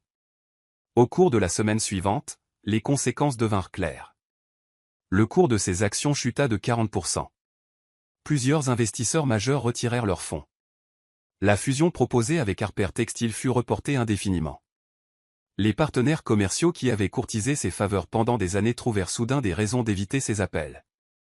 Selon des estimations prudentes, sa valeur nette avait chuté de plus de 600 millions de dollars. Mais quand il rentrait chaque soir pour trouver Henri lui enseignant la stratégie des échecs, tandis que Sophia observait avec quelque chose qui aurait pu être de l'affection, Nathan réalisa qu'il ne s'était jamais senti aussi riche de sa vie. « À quel point es-tu dans le pétrin ?» demanda doucement Sophia un soir, alors qu'Henri était absorbé par un puzzle. « Financièrement, pas mal. Socialement, je suis probablement persona non grata dans la plupart des cercles. Le regrettes-tu ?» Nathan la regarda vraiment, observant la façon dont la lumière de la lampe attrapait les fils d'or dans ses cheveux sombres, l'intelligence prudente dans ses yeux, la force qui émanait de chaque ligne de son corps, malgré tout ce qu'elle avait enduré. « Demande-moi encore dans 20 ans, dit-il. Quand Henri sera grand et confiant, sachant sans l'ombre d'un doute qu'il est aimé. Quand tu me feras assez confiance pour croire que certaines promesses valent la peine d'être tenues. Quand nous aurons construit quelque chose de réel ensemble, sur les ruines de ce que nous avons perdu. » Pour la première fois depuis qu'il les avait trouvés sur le perron, Sophia sourit. Un vrai sourire, doux et songeur, et plein de possibilités dangereuses. « 20 ans, c'est long, dit-elle.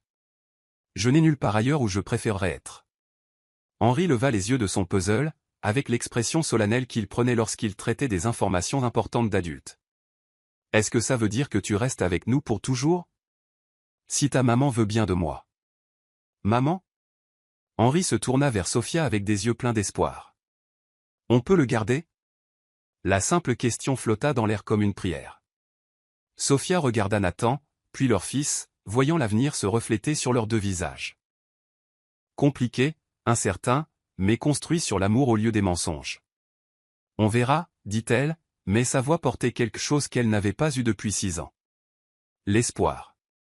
Chapitre 7, Étoile et seconde chance. La guérison se produit dans l'espace entre les battements de cœur, quand deux âmes blessées choisissent de faire confiance malgré toutes les raisons de protéger leur cœur.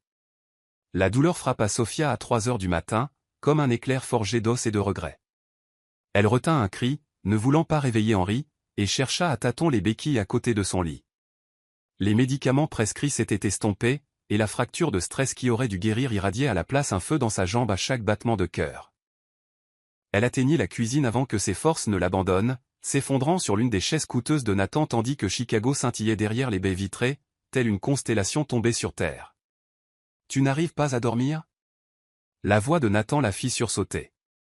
Il se tenait dans l'encadrement de la porte, en pantalon de pyjama et en t-shirt, les cheveux en désordre d'une manière qui lui rappelait douloureusement les dimanches matins paresseux d'il y a 6 ans, quand le monde était plein de possibilités. « J'ai juste besoin de mes médicaments, dit-elle, luttant avec le bouchon de sécurité qui semblait conçu pour vaincre les personnes souffrant réellement. « Retourne te coucher. » Au lieu de cela, il s'approcha, prit doucement le flacon de ses doigts tremblants et l'ouvrit avec facilité. Il versa 2 pilules dans sa paume, puis remplit un verre d'eau et attendit patiemment qu'elle les avale. « Merci, dit-elle sèchement. C'est grave, ce soir? C'est gérable. Sophia. Quelque chose dans la façon dont il prononça son nom, doux mais ferme, la voix de quelqu'un qui avait appris à voir à travers ses dérobades, fit craquer ses défenses.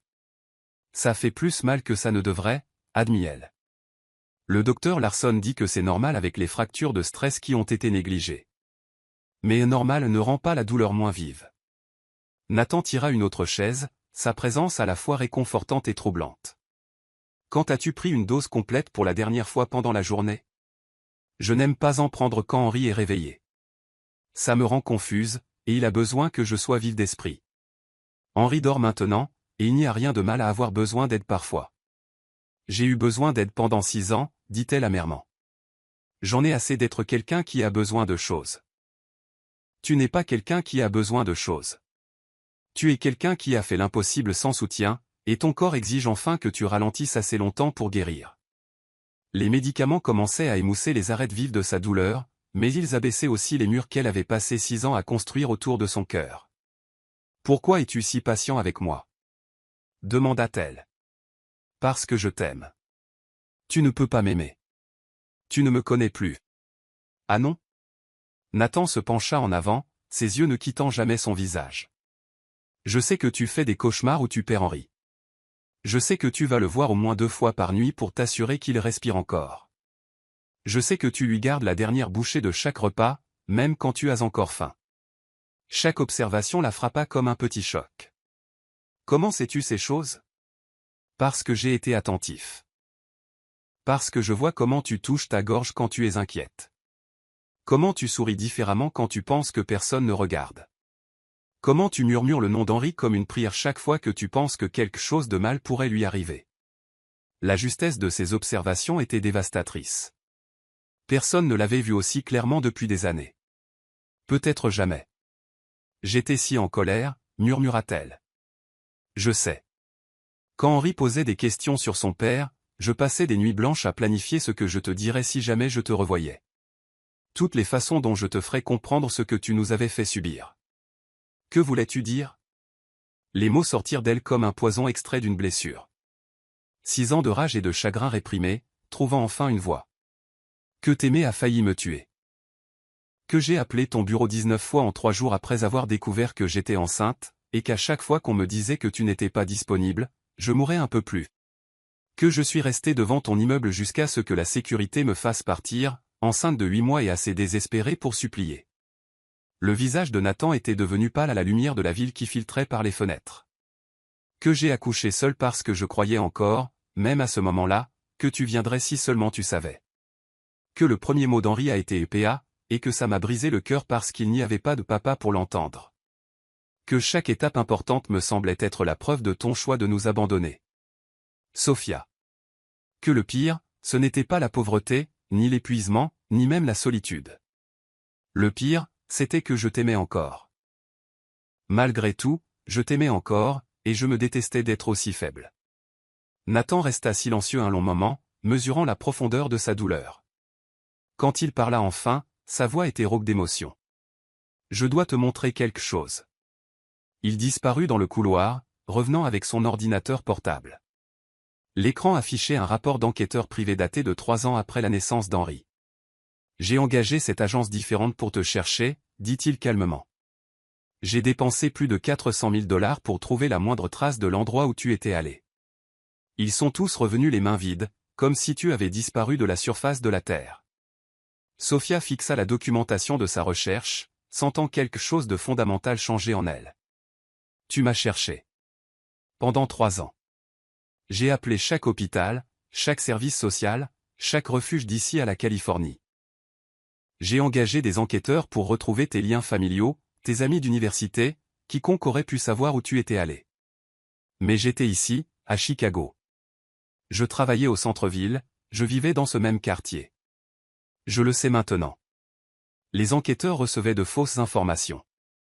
On leur a dit que tu avais déménagé à Portland, que tu avais épousé quelqu'un, que tu avais spécifiquement demandé à ne plus avoir de contact avec ton passé. Qui leur a dit ça? Nathan lui montra d'autres documents. Des relevés bancaires révélant des paiements de compte Harper à 3 agences d'enquête différentes. Ils se sont assurés que je ne te retrouverai jamais. Et ils se sont assurés que tu ne me joindrais jamais. Nous avons été délibérément séparés. La preuve était accablante et exaspérante. Ils avaient été les pions dans le jeu de quelqu'un d'autre.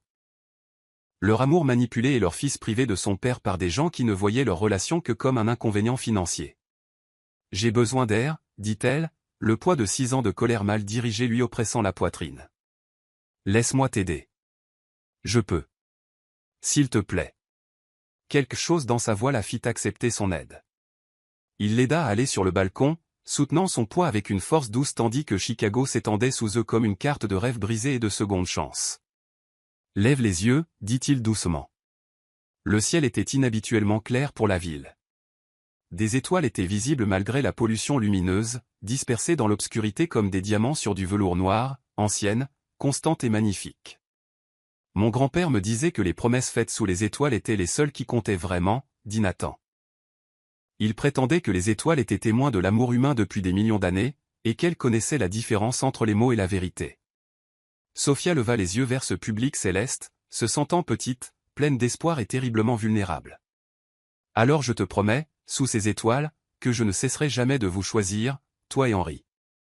Pas pour les affaires, pas pour l'argent, pas parce que c'est facile ou pratique.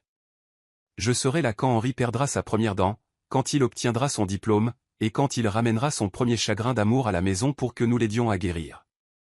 Nathan.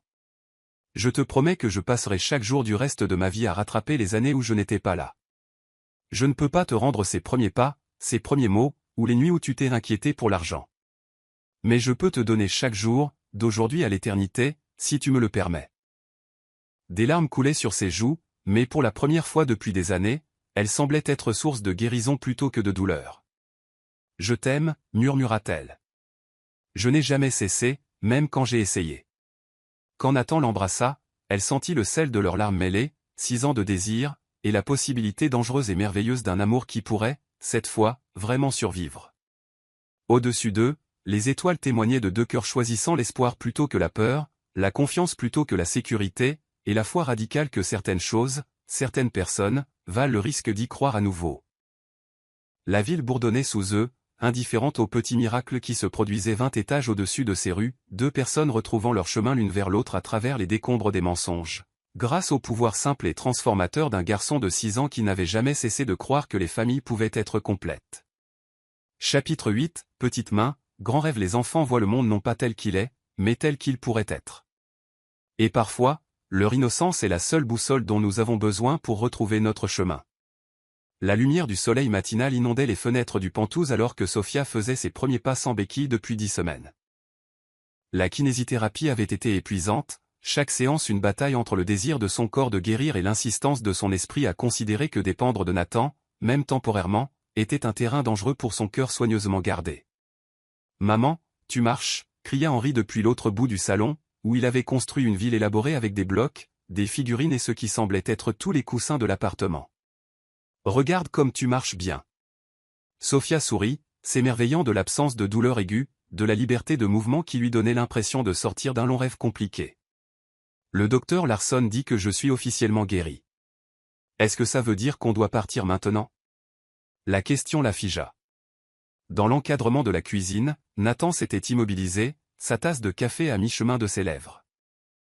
Qu'est-ce que tu veux dire, mon cœur? Ben, tu as dit qu'on restait ici seulement jusqu'à ce que tu ailles mieux. Et maintenant, tu vas mieux. Alors.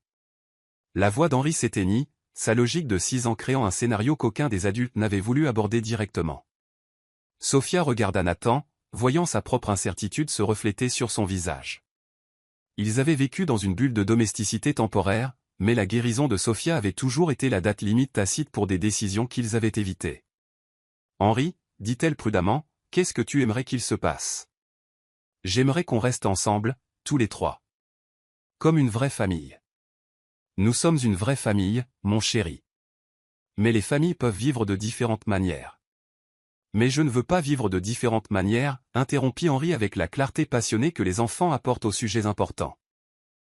J'aime vivre ici avec toi et Nathan. J'aime prendre le petit déjeuner ensemble, jouer à des jeux après le dîner et avoir quelqu'un qui me lit des histoires en faisant toutes les voix correctement.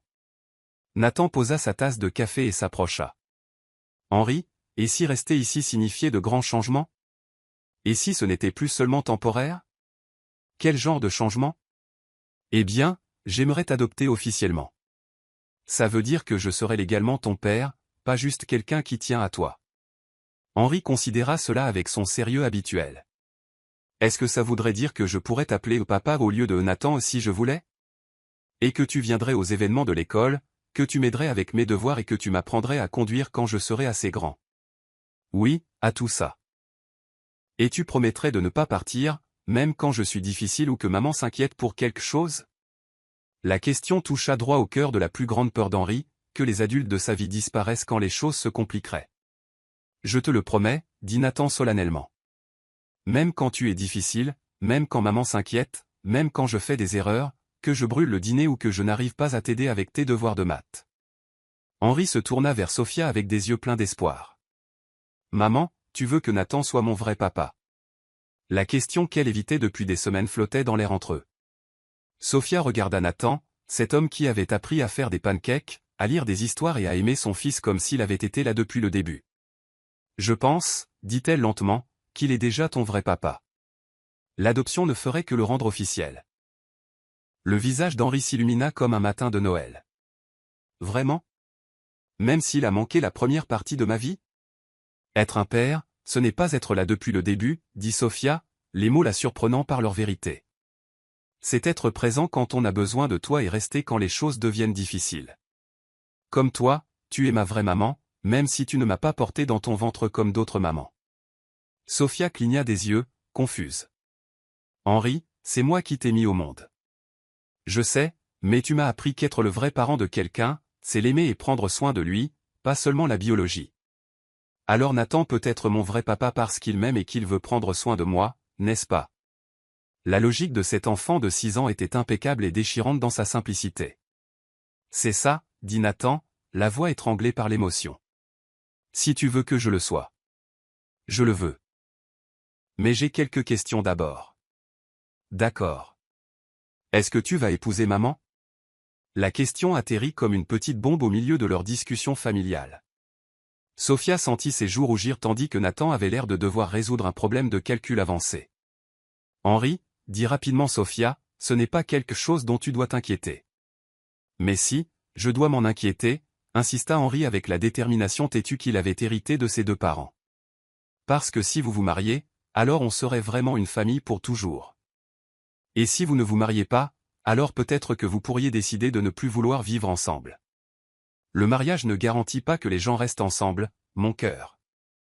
Je sais, David à l'école a des parents divorcés, et ils l'aiment tous les deux. Mais ils ont divorcé parce qu'ils ont arrêté de s'aimer. Vous et Nathan, vous vous aimez encore, n'est-ce pas? La vérité sort de la bouche des enfants. Henri, dit Nathan prudemment, ta maman et moi sommes encore en train de définir notre relation. Mais quoi qu'il arrive entre nous, je serai toujours ton père, et je ferai toujours partie de ta vie. C'est une promesse qui n'a rien à voir avec le mariage. Mais tu aimes maman, n'est-ce pas? Énormément. Et maman, tu aimes Nathan, n'est-ce pas? Sophia se sentit piégée par la logique implacable et la foi innocente de son fils. Oui, je l'aime. Alors pourquoi vous ne pouvez pas simplement vous marier et être heureux? Ça me semble vraiment simple. Nathan rit malgré la tension. La plupart des choses importantes semblent simples quand on a 6 ans. J'ai presque 7 ans, corrigea Henri, et je pense que les adultes compliquent trop les choses. Si vous vous aimez, que vous voulez vivre ensemble et prendre soin l'un de l'autre, alors vous devriez juste le faire. Et si on fait des erreurs?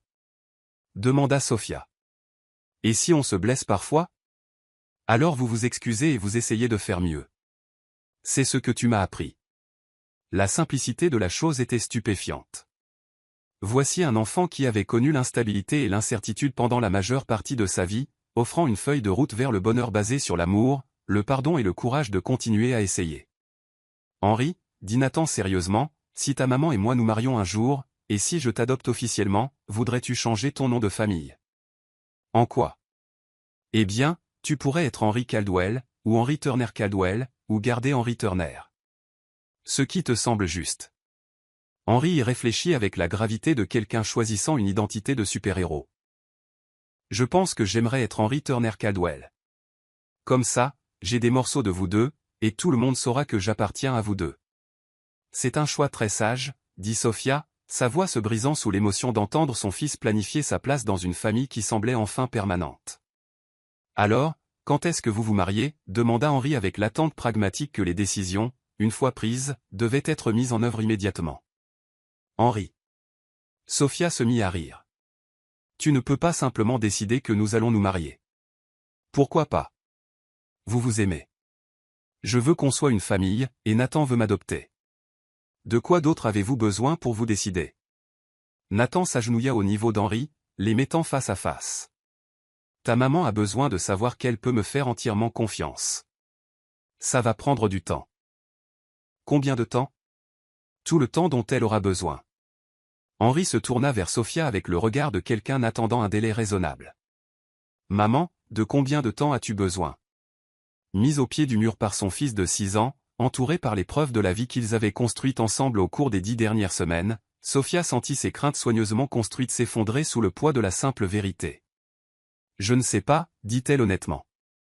Mais peut-être qu'on pourrait commencer par voir ce que ça fait de rendre ça officiel. Nous trois, vivant ensemble, construisant quelque chose de réel. Comme une période d'essai, demanda Henri. Comme un engagement, corrigea Nathan. Envers toi. Envers cette famille. Pour trouver comment nous aimer de la bonne manière. Henri hocha la tête comme si cela avait un sens parfait. Et si l'engagement se passe bien, alors peut-être le mariage plus tard? Peut-être, dit Sophia. Et pour la première fois, le mot ressemblait à une possibilité, et non à une peur. Bien, dit Henri, retournant à sa ville de bloc avec l'air satisfait de quelqu'un qui venait de négocier avec succès un traité important. Je vais organiser la fête d'adoption. Et le peut-être mariage. Je suis doué pour organiser les célébrations.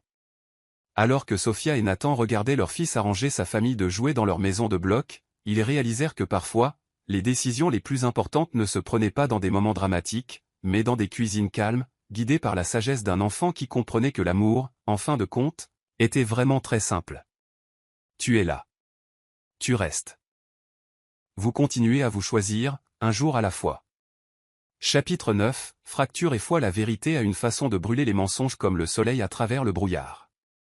Mais parfois, la personne la plus difficile à convaincre de votre innocence est celle qui a été si profondément blessée que la confiance ressemble à une trahison. L'enveloppe arriva un mardi matin, remise en main propre par un coursier, pendant qu'Henri était à l'école et que Sophia essayait d'enseigner à Nathan les subtilités du pliage du linge. L'adresse de l'expéditeur indiquait Harper et Associés, service juridique, et le visage de Nathan devint pâle en l'ouvrant. « Qu'est-ce que c'est » demanda Sophia, remarquant son expression. Nathan lut les documents 2 fois avant de répondre, sa mâchoire se crispant à chaque page. « Amelia me poursuit en justice pour rupture de promesse et demande 200 millions de dollars de dommages et intérêts. » Rupture de promesse pourquoi? Elle prétend que nous avions un accord verbal pour fusionner nos entreprises par le mariage, et que mon rejet public d'elle a coûté à la famille Harper son avenir financier. Sophia sentit un froid s'installer dans son estomac. Est-ce qu'elle peut faire ça? Elle peut essayer. Nathan lui montra la deuxième liasse de papier. Mais plus important encore, elle a déposé une demande de garde d'urgence pour Henri. Les mots frappèrent Sophia comme un coup de poing. Pour quel motif? Elle prétend que je suis le père biologique et que ta période de sans-abrisme fait de toi une mère inapte. Elle soutient qu'Henri devrait être placé avec sa famille paternelle pendant que les tests ADN sont effectués. C'est de la folie. Elle n'a aucun droit sur Henri. Elle n'a pas besoin d'un droit valide, juste assez de manœuvres légales pour créer le chaos et nous forcer à aller au tribunal. Nathan froissa les papiers dans son poing. C'est de la vengeance, pure et simple. Sophia s'affaissa sur la chaise la plus proche, son pied fraîchement guéri se sentant soudainement instable. Combien de temps avons-nous? L'audience pour la garde est prévue pour la semaine prochaine. Elle demande un placement d'urgence, ce qui signifie que le juge pourrait statuer immédiatement. La semaine prochaine? La voix de Sophia monta presque jusqu'à la panique. Henri ne sait même pas que tout cela se passe. Comment lui expliquer que quelqu'un veut nous l'enlever? On ne lui explique pas. On se bat. Et si on perd? Nathan s'agenouilla à côté de sa chaise, prenant ses mains dans les siennes. On ne perdra pas. Amelia n'a aucune preuve réelle, et James Holt monte notre dossier contre les Harper depuis des mois. Ce procès va complètement se retourner contre elle. Comment peux-tu en être si sûr? Parce que je sais quelque chose qu'Amelia ne sait pas encore. Quoi donc? Nathan eut un sourire sinistre. Helen Brooks a gardé des copies de tout. Chaque document falsifié, chaque appel intercepté, chaque paiement effectué pour nous tenir séparés. Elle coopère avec les enquêteurs fédéraux depuis 6 mois. Avant que Sophia puisse répondre, l'ascenseur sonna. Il n'attendait personne, et le portier de Nathan était d'habitude méticuleux pour annoncer les visiteurs. Amelia Harper sortit comme si l'immeuble lui appartenait, vêtue d'un tailleur crème qui respirait la vieille fortune et arborant le genre de sourire confiant qui suggérait qu'elle avait tous les atouts en main. Amelia, dit Nathan en se levant pour se placer entre elle et Sophia. C'est une violation de propriété privée. Oh, je ne crois pas. Après tout, nous allons bientôt faire partie de la même famille. Son regard balaya la scène domestique, le linge plié sur le canapé, les dessins d'Henri sur le réfrigérateur, le désordre confortable de gens qui vivaient réellement ensemble. Comme c'est charmant, cette petite vie de famille. Que voulez-vous? Discuter de notre fils, bien sûr. Nous n'avons pas de fils. Vraiment? Amelia plongea la main dans son sac de créateur et en sortit une épaisse enveloppe Kraft. Je pense que vous trouverez ces documents très intéressants. Elle étala le contenu sur la table basse de Nathan avec une précision théâtrale, des résultats de tests ADN, des certificats de naissance, des dossiers médicaux et des photographies qui glacèrent le sang de Sophia. Ceci, dit Amelia en désignant un certificat de naissance daté de 6 mois, et Henry Harper Caldwell, né dans une clinique privée à Genève. Mon fils. Notre fils. C'est impossible, dit Sophia. L'est-ce vraiment? Dis-moi, Nathan, te souviens-tu de notre dernière nuit ensemble il y a 3 mois, après ce charmant dîner chez Alenia? Tu avais bu, tu t'apitoyais sur ton sort à propos de toute cette fantaisie domestique, et j'étais disponible. Vous mentez. Les preuves ADN suggèrent le contraire. Le sourire d'Amelia était acéré. Probabilité de paternité de 99,7%. Plutôt concluant, ne dirais-tu pas? Nathan étudia les documents, son visage passant de la confusion à une alarme grandissante. Même si c'était vrai, ce qui n'est pas le cas, cet enfant aurait 6 mois. Henri a 6 ans. Oh, il ne s'agit pas de ton Henri, chérie. Il s'agit de mon Henri. Ton autre fils. Celui qui vit avec une nounou en Suisse pendant que j'attendais le bon moment pour le présenter à son père. Les mots eurent l'effet d'une bombe dans la pièce. Sophia sentit le monde basculer tandis que les implications la submergeaient. Vous êtes en train de dire que Nathan a un autre enfant, murmura-t-elle. Je suis en train de dire que Nathan mène une double vie, jouant à la petite famille avec toi, tout en maintenant sa véritable relation avec moi. Ce n'est pas vrai, dit désespérément Nathan. Sophia, tu dois savoir que ce n'est pas vrai. Mais Sophia fixait les photographies étalées sur la table. Des images de Nathan entrant et sortant d'hôtel, dînant avec une femme blonde dont le visage était soigneusement dissimulé, enlaçant quelqu'un dans ce qui ressemblait à des moments intimes. Celles-ci ont été prises au cours des 3 derniers mois, continua Amelia d'une voix douce, pendant qu'il était censé se consacrer à vos petites retrouvailles familiales. Ce sont des faux, dit immédiatement Nathan. Des photos montées de toutes pièces avec des sosies. Vraiment? J'ai des témoins qui peuvent attester du contraire. Le personnel de l'hôtel qui se souvient avoir servi du champagne dans votre chambre, les serveurs du restaurant qui vous ont vu avec votre compagne secrète. Sophia sentit quelque chose se briser dans sa poitrine. Les photos semblaient réelles, les décors d'hôtel étaient authentiques, et la chronologie coïncidait avec les prétendus voyages d'affaires de Nathan. Je vais vous laisser le temps de digérer cette révélation, dit Amelia en rassemblant ses documents avec une efficacité bien rodée. Mais je veux que vous compreniez quelque chose clairement. Mon fils mérite de connaître son père, et franchement, je suis fatigué de partager. Elle marqua une pause devant l'ascenseur, se retournant avec un sourire qui aurait pu fendre le verre. Oh, et Sophia, tu devrais peut-être interroger Nathan sur son récent voyage à Genève. Juste pour satisfaire ta curiosité sur où il se rend vraiment lors de ses réunions d'affaires. Les portes de l'ascenseur se refermèrent derrière elle, laissant un silence qui ressemblait à la fin du monde. Sophia, dit Nathan prudemment, tout ceci est fabriqué de toutes pièces, chaque élément. Es-tu allé à Genève il y a 3 mois? Oui, mais pour le travail. Pour rencontrer des banques suisses afin de tracer les registres financiers des Harper. Je constituais notre dossier contre eux. Mais tu y étais quand ces photos ont été prétendument prises, quand cet échantillon d'ADN a été prétendument prélevé. Je n'ai jamais vu Amelia.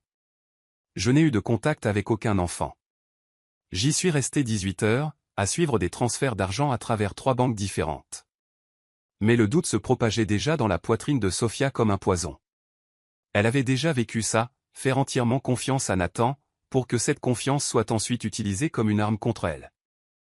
Les preuves semblaient convaincantes, la chronologie correspondait à son absence, et l'assurance d'Amelia suggérait qu'elle avait d'autres munitions en réserve.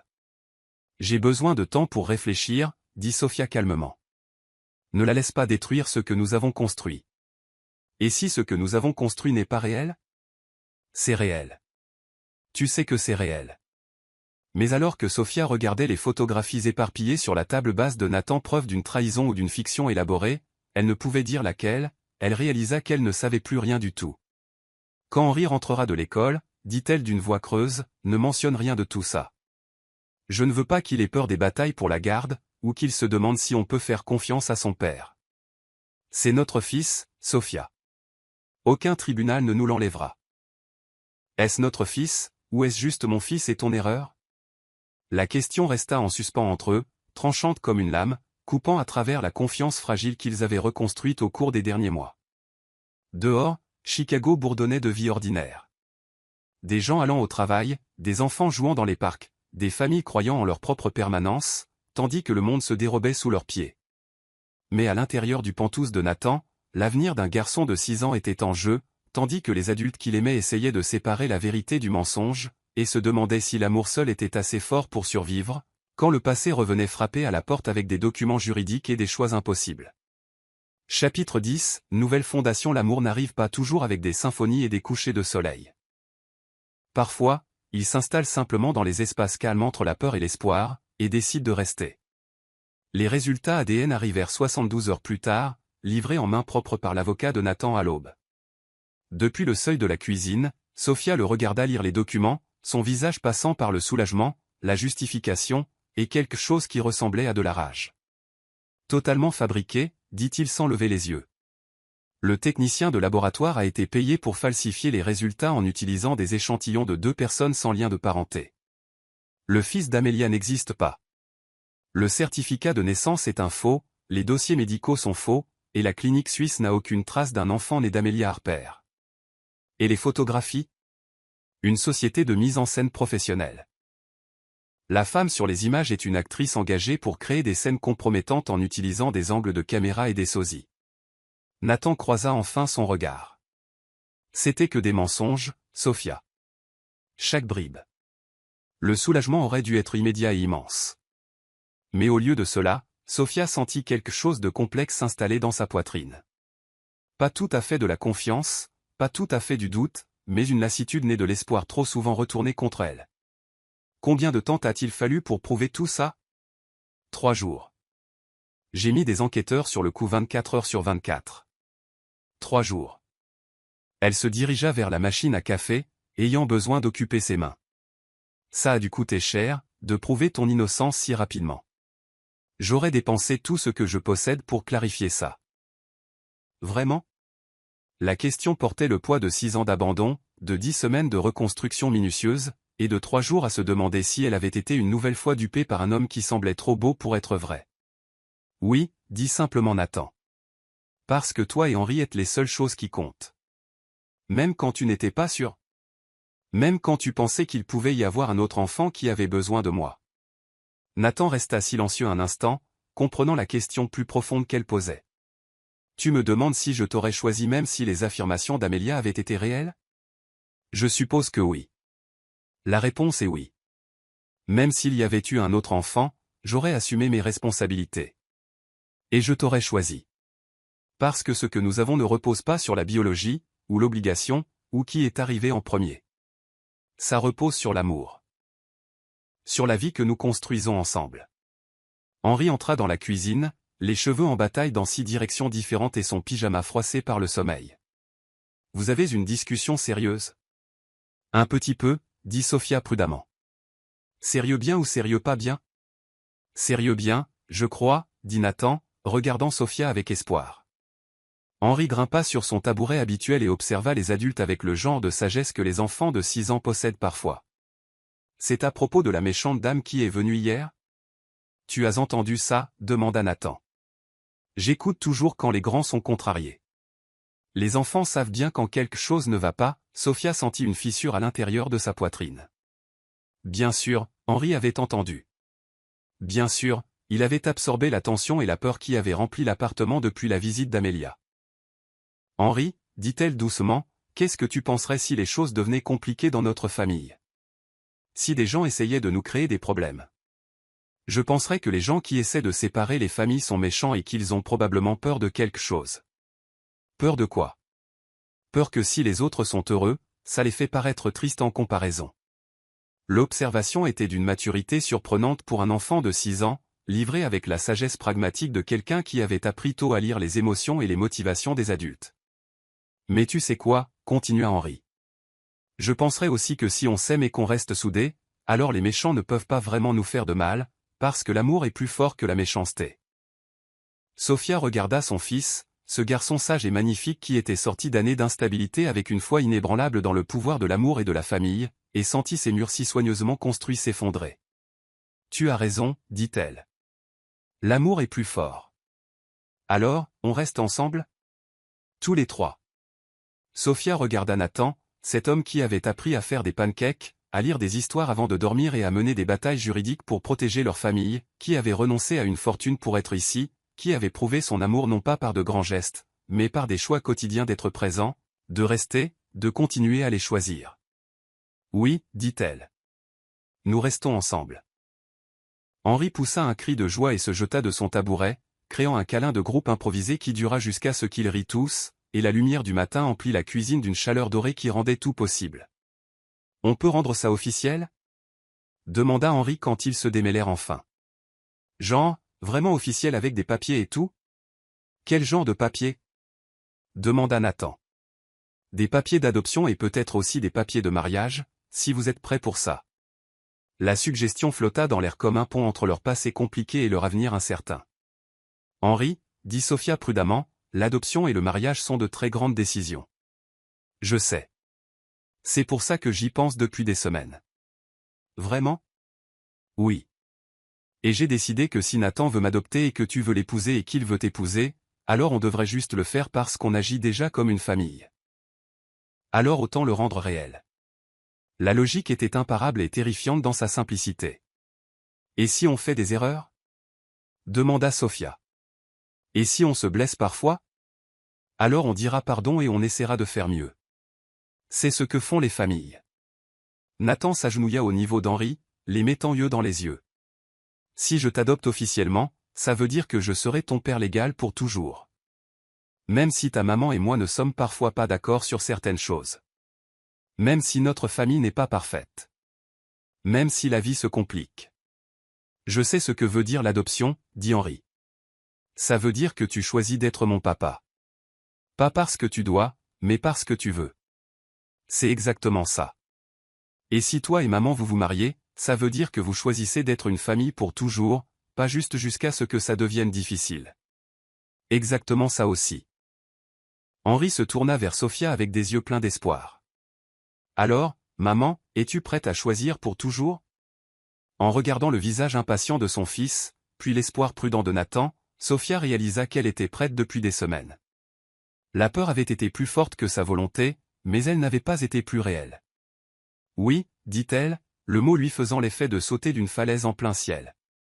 Je suis prête à choisir pour toujours. 6 mois plus tard, le tribunal du comté de Cook accueillit le plus petit mariage de son histoire. Juste un juge, 2 témoins, et un porteur d'alliance de 6 ans qui prit son rôle si au sérieux qu'il s'entraîna à marcher dans le couloir pendant 1 heure avant la cérémonie. Vous, Sophia Turner, prenez-vous Nathan pour époux, pour l'aimer, l'honorer, et probablement vous disputer avec lui parfois, mais pour ne jamais l'abandonner? Oui, je le veux. Vous, Nathan Caldwell, prenez-vous Sophia pour épouse, pour la soutenir, la chérir, et certainement brûler le petit déjeuner de temps en temps, mais pour ne jamais cesser d'essayer? Oui, je le veux. Et vous, Henry Turner Caldwell, promettez-vous d'être le meilleur fils qui soit et d'aider vos parents à se souvenir que l'amour est censé être amusant? Oui, je le veux. Cria Henry, avant de chuchoter bruyamment, j'ai bien fait? Le juge sourit. Parfaitement.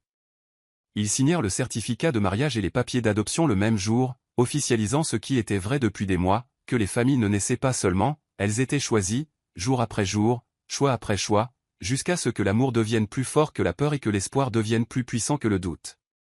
Ce soir-là, ils étaient assis sur leur balcon, regardant Chicago scintiller dans l'obscurité en contrebas. Henry dormait entre eux après une journée épuisante à être le centre de l'attention. Des regrets? Demanda Sophia, jouant avec la simple alliance en or qui semblait avoir toujours appartenu à son doigt. À propos de quoi? D'avoir abandonné ton ancienne vie pour celle-ci. Nathan considéra sérieusement la question. Il y a 1 an, j'étais assis dans des restaurants vides, à avoir des conversations avec des gens dont je ne me souviens même plus des noms, à parler de marges bénéficiaires et de projections de marché. Je rentrais dans un pantouse vide et je m'endormais en me demandant pourquoi le succès avait un goût d'échec. Et maintenant? Maintenant, je me réveille avec un enfant de 6 ans qui m'explique pourquoi les pancakes ont besoin de pensées joyeuses pour bien cuire. Je passe mes soirées à me faire battre à des jeux de société par quelqu'un qui n'a pas perdu son sens de l'émerveillement. Je m'endors à côté de la femme que j'aime, à planifier des aventures en famille et à m'inquiéter des réunions parents-professeurs. Ça te fait peur? Ça me terrifie. Mais tu sais ce qui me faisait plus peur? La possibilité de manquer tout ça. La possibilité de passer le reste de ma vie à me demander ce qui se serait passé si j'avais été assez courageux pour choisir l'amour avant tout le reste. Sophia se blottit plus près de lui, respirant l'odeur du foyer, de l'espoir et d'un bonheur durement acquis. Je t'aime, Nathan Caldwell. Je t'aime aussi, Madame Caldwell. Au-dessus d'eux, les mêmes étoiles qui avaient été témoins de leur première promesse timide continuaient leur danse ancienne, bénissant cette petite famille qui avait trouvé son chemin l'un vers l'autre à travers les mensonges, les peines de cœur, et le simple miracle d'un garçon de 6 ans qui n'avait jamais cessé de croire que l'amour pouvait réparer ce qui était brisé. Leur histoire n'avait pas été parfaite. Elle avait été interrompue par la conspiration, presque détruite par le doute, et sauvée par la foi radicale que certaines choses valent la peine qu'on se batte pour elles, même quand le combat semble impossible. Mais ils avaient survécu parce qu'ils s'étaient choisis, jour après jour, avec patience et pancakes, et la compréhension que le véritable amour ne consistait pas à trouver quelqu'un de parfait, mais à trouver quelqu'un qui valait le travail magnifique et compliqué de construire une vie ensemble. Et à la fin, c'était suffisant. Plus que suffisant. C'était tout.